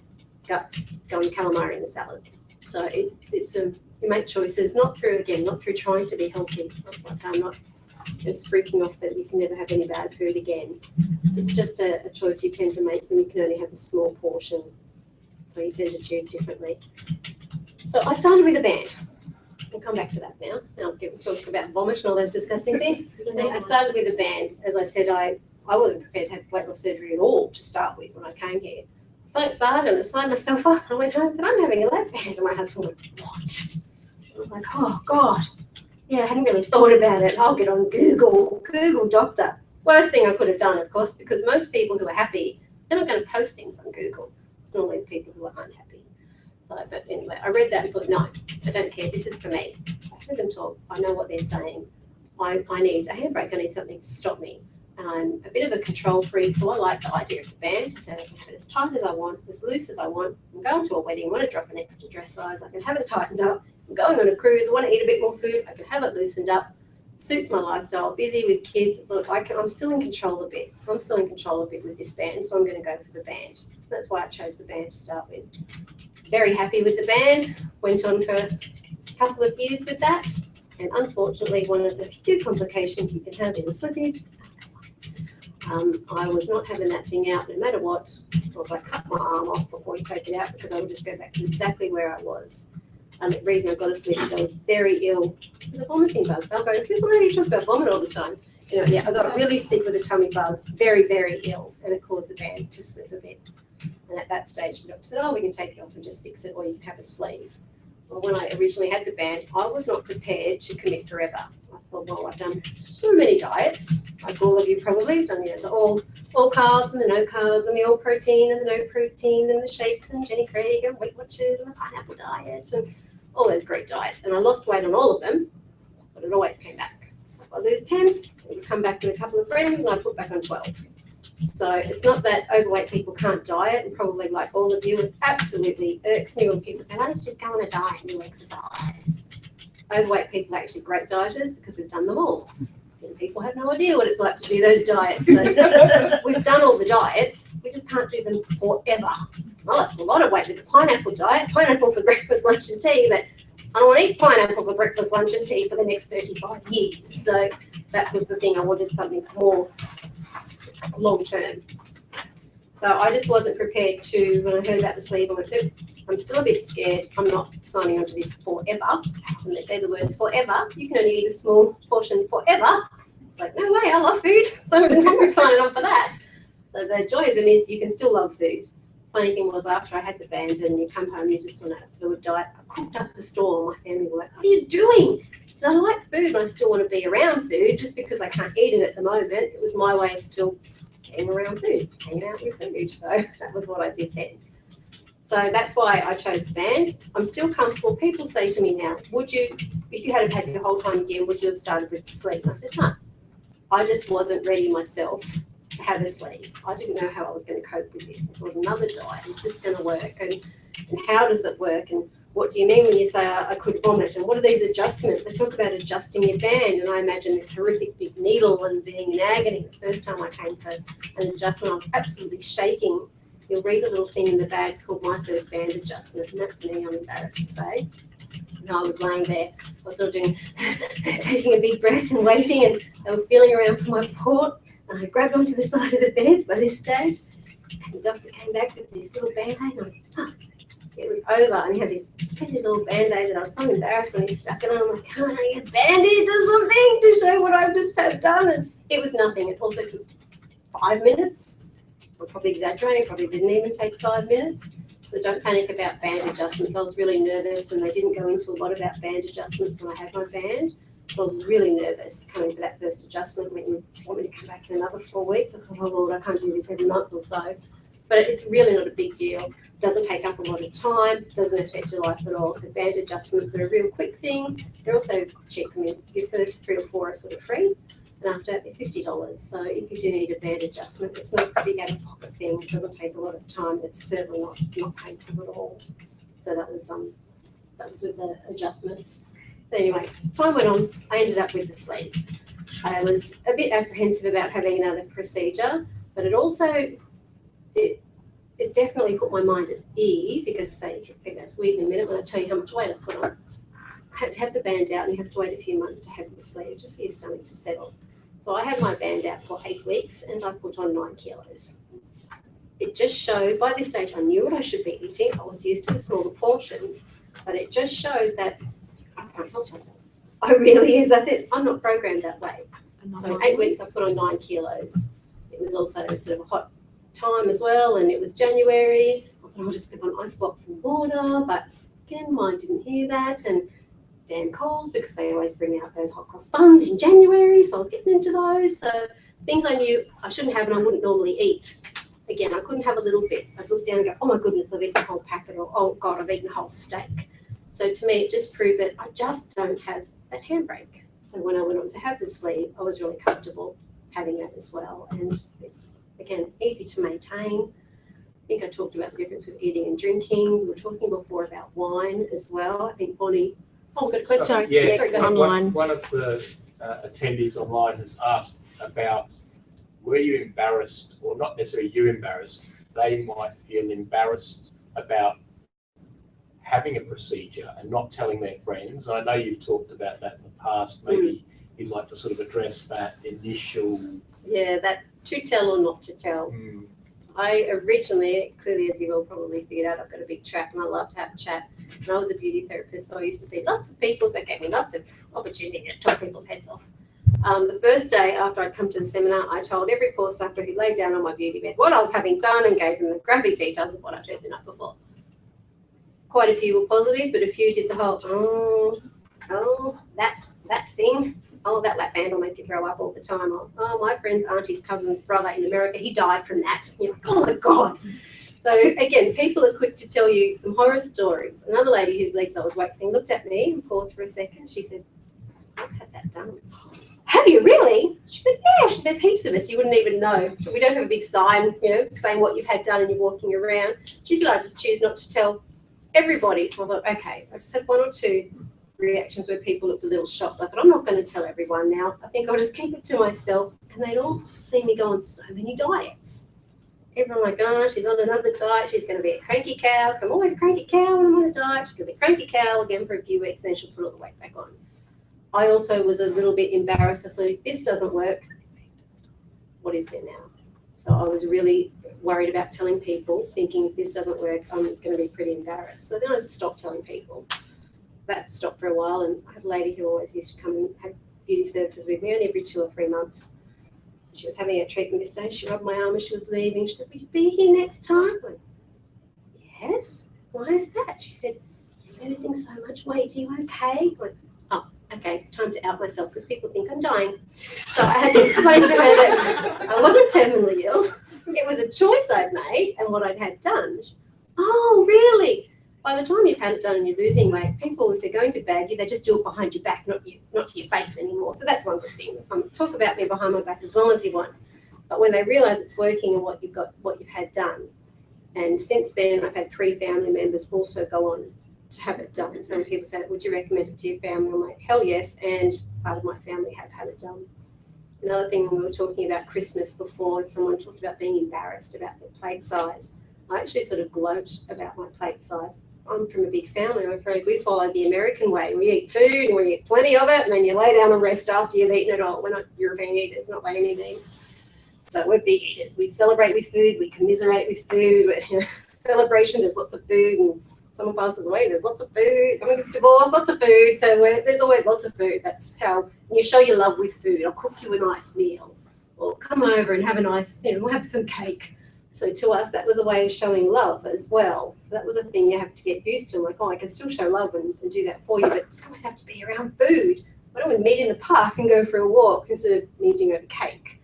So you can still have time with people and loved ones, but it's not always about food as such. But at Christmas the other year, there was myself and my 2 aunts had the surgery. The rest of the family, we ate off bread and butter plates. And one of my uncles goes, look at you two. And I went, that's right, look at you.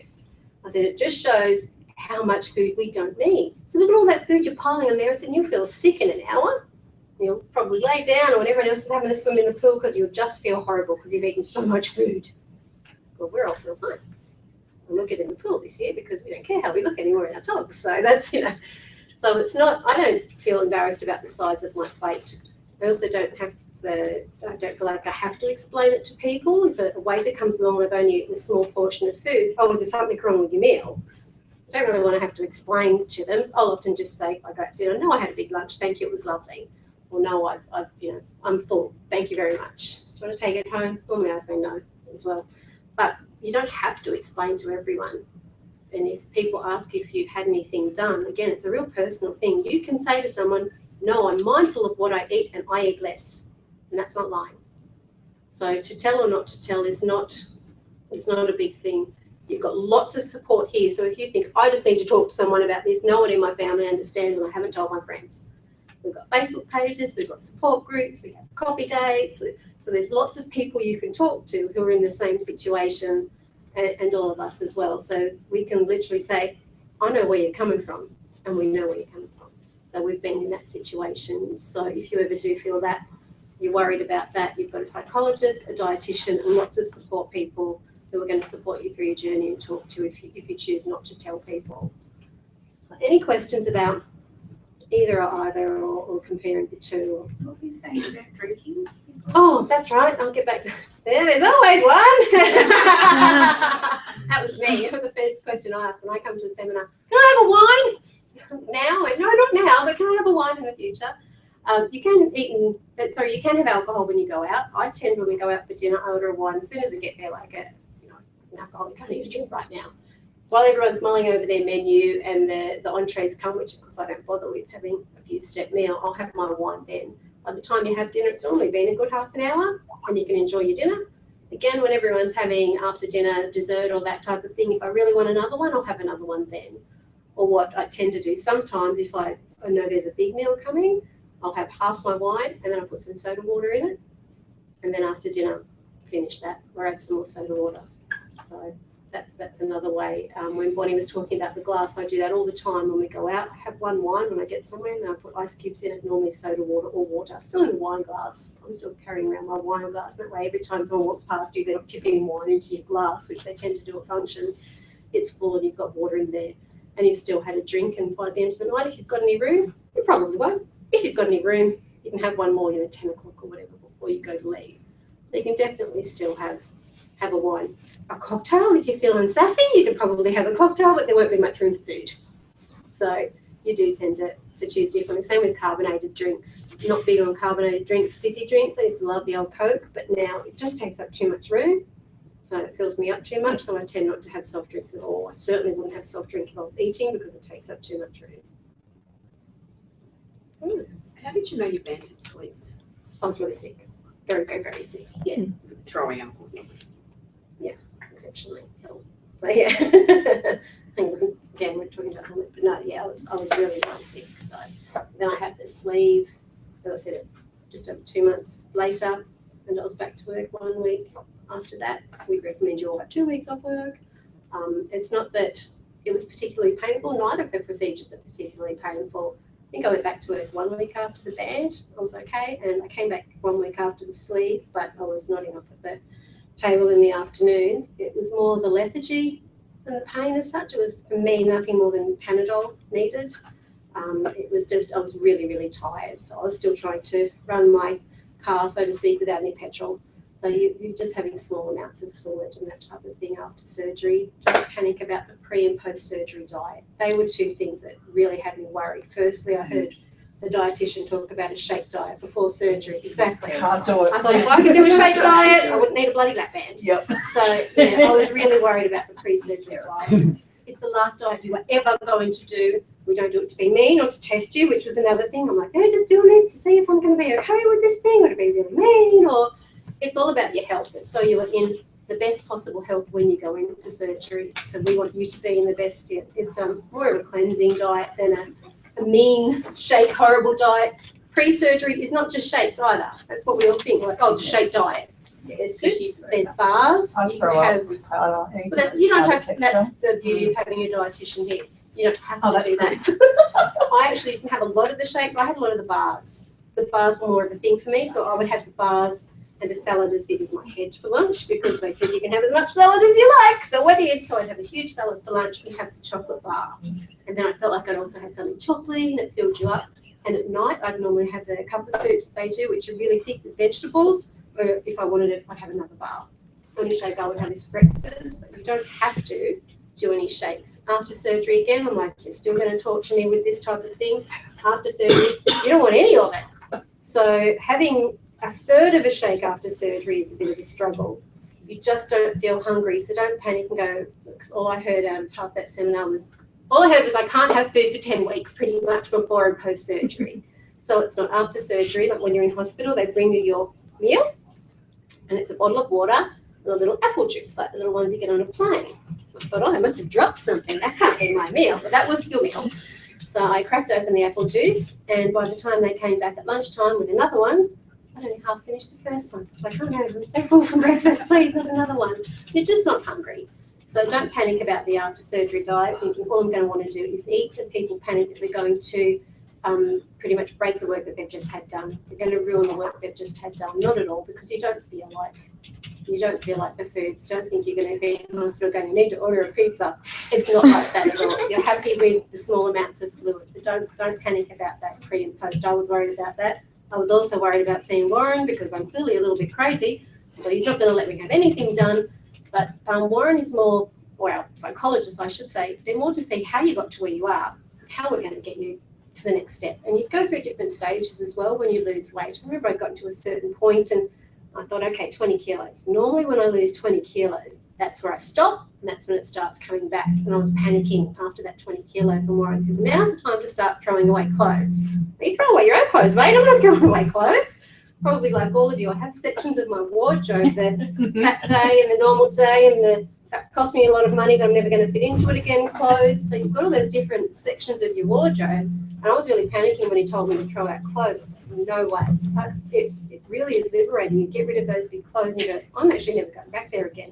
I'm really, really never going to fit into those things again. So it's little things like that. He's not going to lay you down and find out if you had a bad childhood and if your mother treated you bad. That's not what it's about. He's here to help you with strategies to move. I see a mother in the audience going, he's going to help you with strategies to move forward and how you got to where you are. You might be an emotional eater, you might eat with boredom or that type of thing. So he's going to help you with strategies to move forward. And again, the dietitian is going to help you with things like people say, I don't like a particular fruit or I don't like a particular vegetable. Or when you get to a particular stage like I did, I went, I'm not losing any weight, what's happening? And they looked at what I was eating and they said, oh, you need more protein.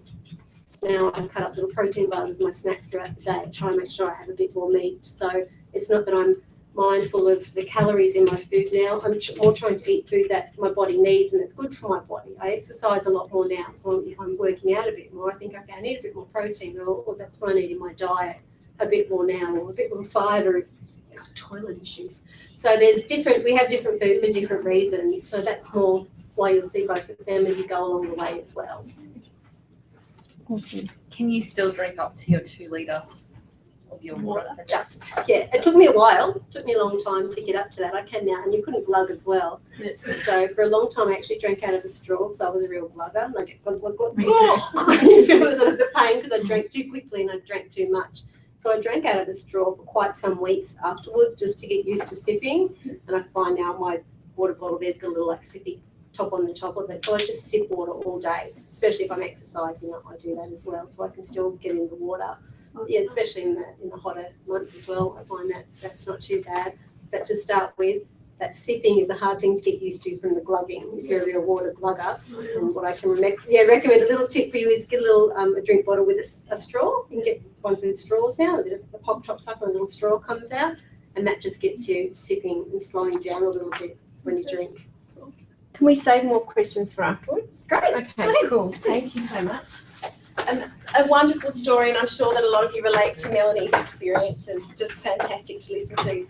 One of the fantastic things about sharing Melanie's journey with her is seeing her achieve things like learning to stand up paddleboard and doing things that are really active with her family, bike riding, doing one of those mud kind of crazy events where she was rolling in the mud but doing all sorts of crazy obstacles. And those are things that she would never have done before, and it's wonderful to see those as part of the outcome. I just say to you that with the gastric band, a slippage is very rare. And so as far as actually fixing that, the surgeon can actually quite easily reposition the band It doesn't necessarily mean further surgery. It could be just a situation where it needs to be repositioned. I've got a really special guest to introduce you to. Have you got time for just one more? Yeah. Yeah? We've got to be back in Brisbane by 9, so we might have to go. Oh, okay. All right. Well, you can watch the replay, the action replay. Thank you so much. You're very welcome. Thank you so much for joining us. Richard actually, when I introduced him, he's actually started by watching an online version of one of these sessions. He's only very early days post-op, but his comorbid resolution and the change in his medical condition in such a short space of time is just so encouraging and pretty overwhelming. And typically, actually, what we do see in patients who have sleeve gastrectomy in the early phases. And I think it's great that he's come along tonight to share his story with you. Please make Richard welcome.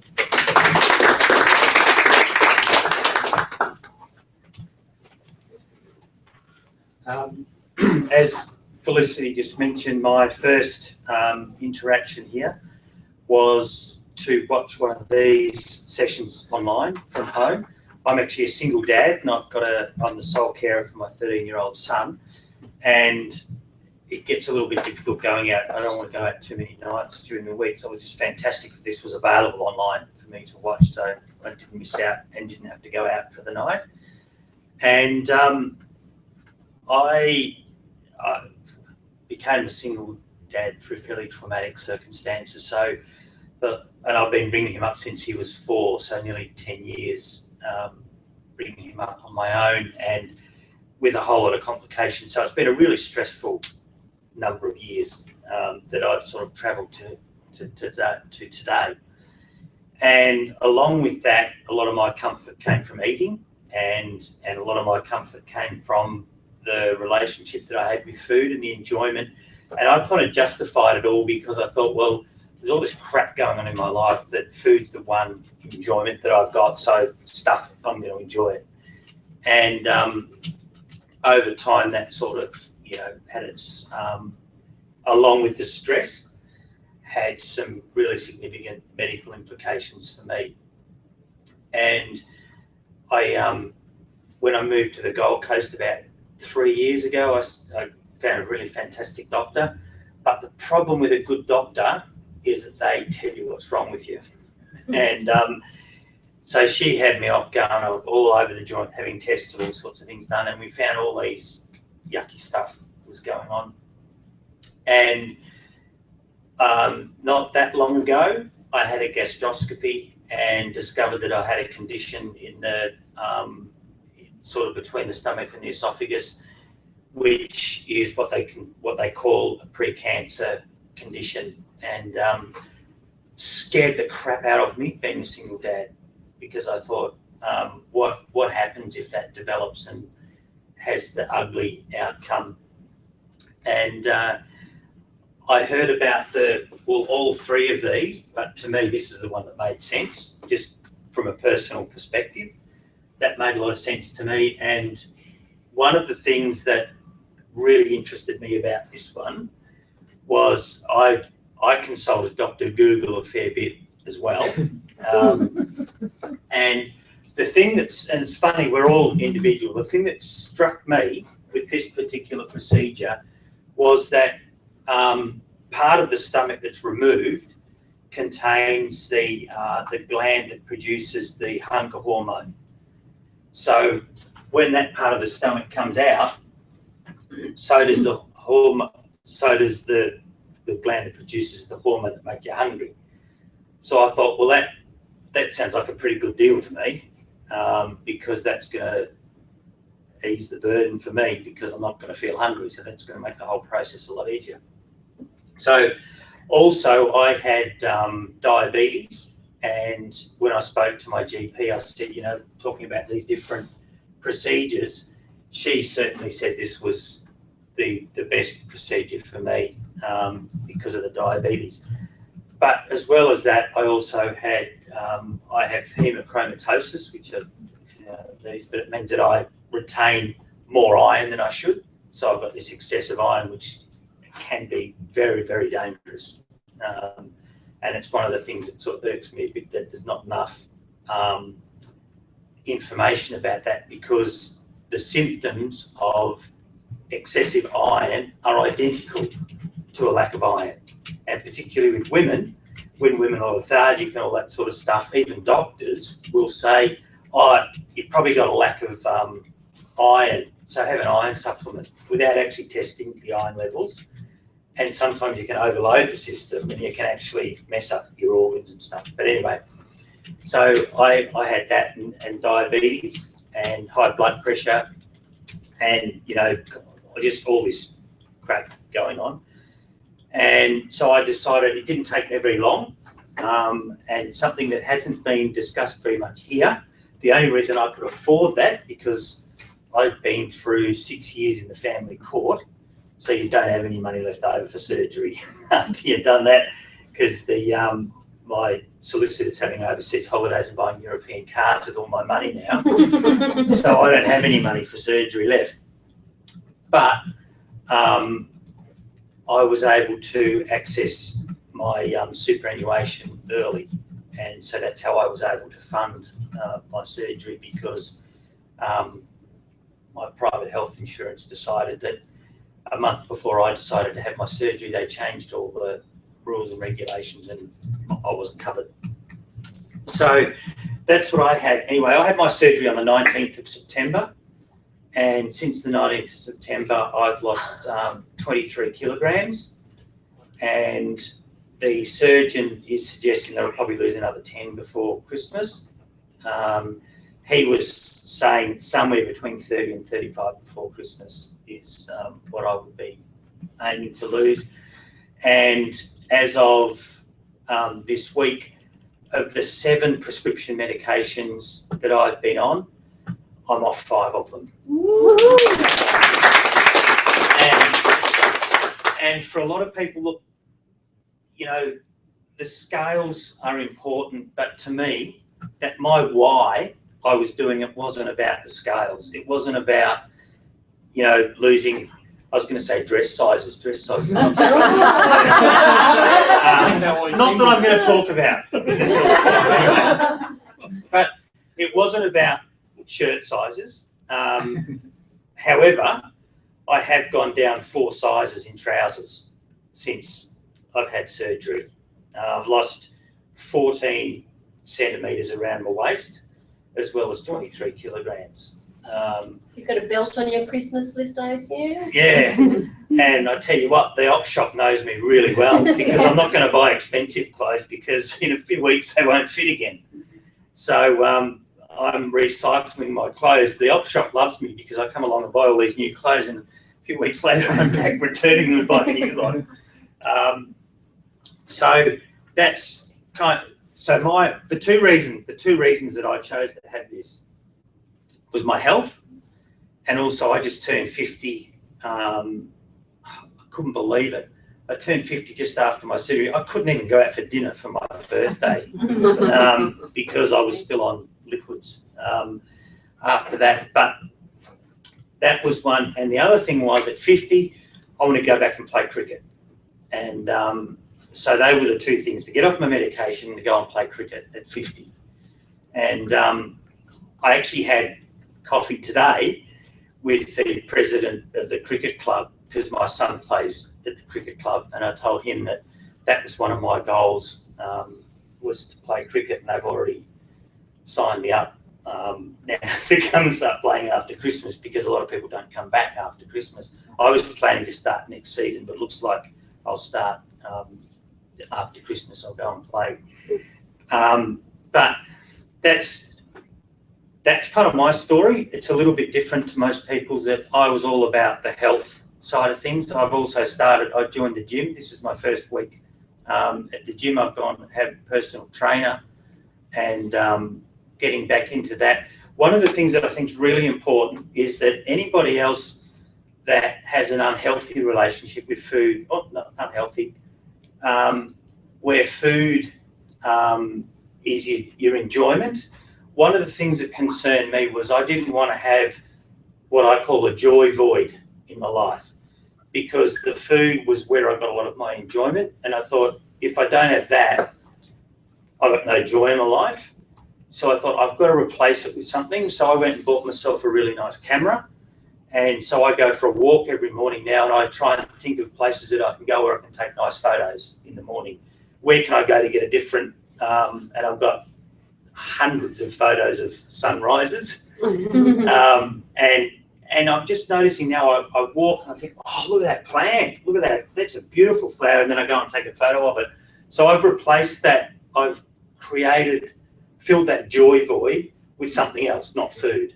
Because I think your life's going to be a misery if food's been your enjoyment and it's gone. You've got to replace it with something. So I chose photography, and I'm really enjoying my photography, but also it gets me out of bed at about 5 o'clock in the morning to go for a walk and see what interesting place can I go to today to take some photos. And everybody, all my friends on Facebook are sick to death of my photos. So that's kind of where I've come from, and I've got to be really transparent and honest. I think it's the only right thing to do. I still struggle a little bit with tiredness, even though it's a couple of months down the track, because at the end of the day, my stomach has a capacity of about a cup. So I can't get much food in. That was the other thing too that I wanted to say at the start. I did a stack of research on the shakes and nutritional supplements and multivitamins and everything, and it's really, really worth. Don't just go, I've got to be careful, I probably shouldn't go here because I'm not an expert. I warn people against just going to the supermarket and pulling something off the, a multivitamin off the shelf because it's cheap. I wasn't prepared to put something synthetic into my body, and a lot of the multivitamins are synthetic. I was only going to have something that was a plant extract that was a naturally occurring vitamin. And I was really fussy about that. So that, and the interesting thing is that my son's never been overweight, but he's looking so good now because I'm cooking better. So he's receiving the benefit of that, and he's got more energy and all that sort of stuff. So anyway, I'm still pretty new. I'm only a couple of months down the track, but I can't recommend it highly enough. It's just, I said to the surgeon when I came for my visit post-surgery, I said to him, thanked him because I said, it's not just that he's put extra years into my life, but put more life into my years as well. So I'm just, I feel like life's kind of starting again. It's like this whole new chapter starting for me at 50. And the next 10 years are going to be so much better than the last. Not that that would be difficult. Yeah, so that, anyway, that's a bit of a...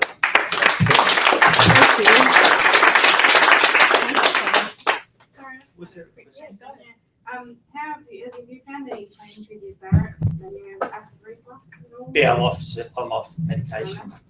I'm off the SOMAC. That was one of the 5 medications that I've gone off, was the SOMAC. So, yeah, which that stunned me. I thought, wow, I wasn't expecting that. We'll toast to your 50th on Friday night. Oh, sounds good to me. Congratulations. That's an amazing story to share, and especially at such an early stage post-operatively, to be only 2 months down the track and to have the opportunity to share such positive results. I think is really great for you to hear that. And I guess that's one of the most overwhelming outcomes when we see sleeve patients come back at such an early stage post-operatively with just overwhelming outcomes like that. It's really encouraging, and it's wonderful for us to see. I think it's really important to start to think about not just, what you want to get out of weight loss, but think about down the track what functional fitness means to you, what kind of lifestyle you want to lead into your 60s, 70s and 80s, because the cardiologists are going to keep you alive, but we want to make sure that you actually don't end up in their office at all. So, think about all of those things now. Refer back to those things that you wrote down at the beginning when you wrote down what 3 things you'd like to change about yourself if you could see yourself looking at your future self in a year's time. It is really possible, and the thing is, bariatric surgery does work. It has great results, and with the support of an amazing team, you can't lose. So use the opportunity tonight to actually ask any more further questions of our team if you'd like to. we will help you if you're looking to access your superannuation or something like that. It is something that we will support you with and help you with. We don't discriminate against patients who do not have private health insurance. So we're more than happy to help. We want everybody to have access to this procedure and to live long and healthy, happy lives. Thank you for being part of our last seminar for 2014. Cost-wise, what are we looking at? So if you're self-funding, Yeah. to self-fund the entire procedure, we would allow in an estimate of fees to submit for superannuation, early release of funds, around about $22,000 would be average of what you'd expect to cover absolutely everything. Yeah, that's what I would estimate. And we'll give you full cost of all of the breakdown of fees. And I guess the most important thing when you're thinking of cost, think about this as an investment for the rest of your life. Not only is it life-saving, but it's absolutely life-changing for the rest of your life.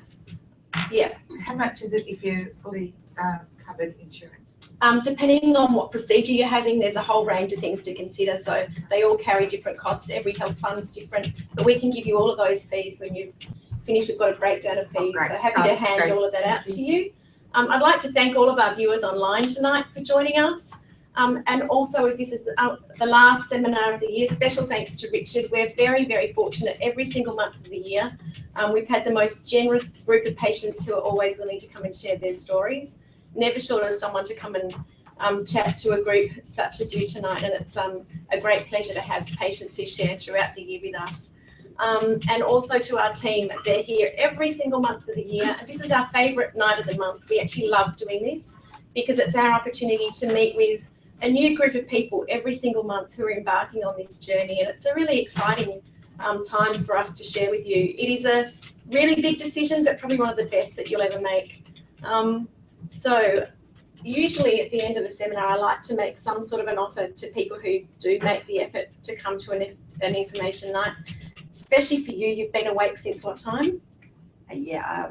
Was that yesterday? Yeah, about that. This lovely lady in the front down here shared with me just before we started. She's, I could have picked it a mile away.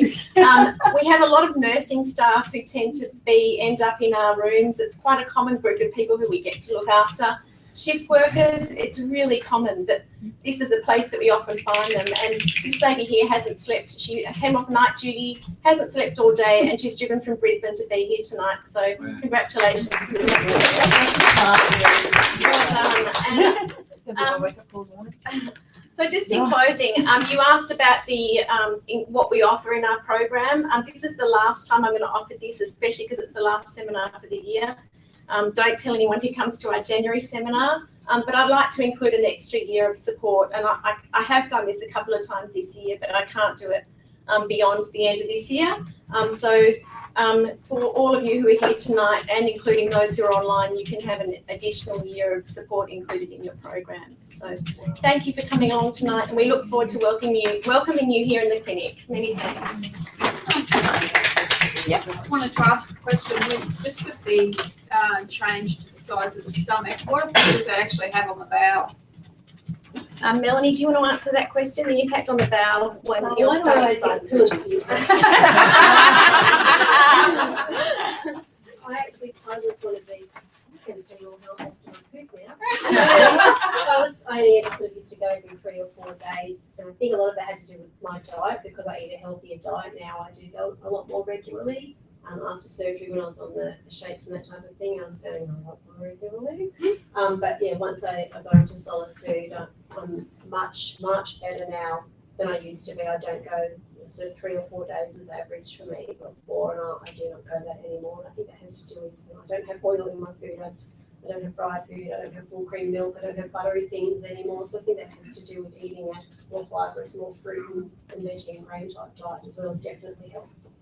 Can I just add something to that? Carol's a nurse, she's probably better to give you a technical. The sleep procedure is not one of the ones that's like a malabsorptive procedure like you would have with, say, the bypass. All right. Yeah. So the gastric bypass is partly what they call malabsorptive. So because it bypasses part of your small bowel, then you don't absorb a lot of the things and you can get something that's called dumping syndrome. Yeah. Well, so if you eat something that's a bit sugary, it can go through you pretty quickly.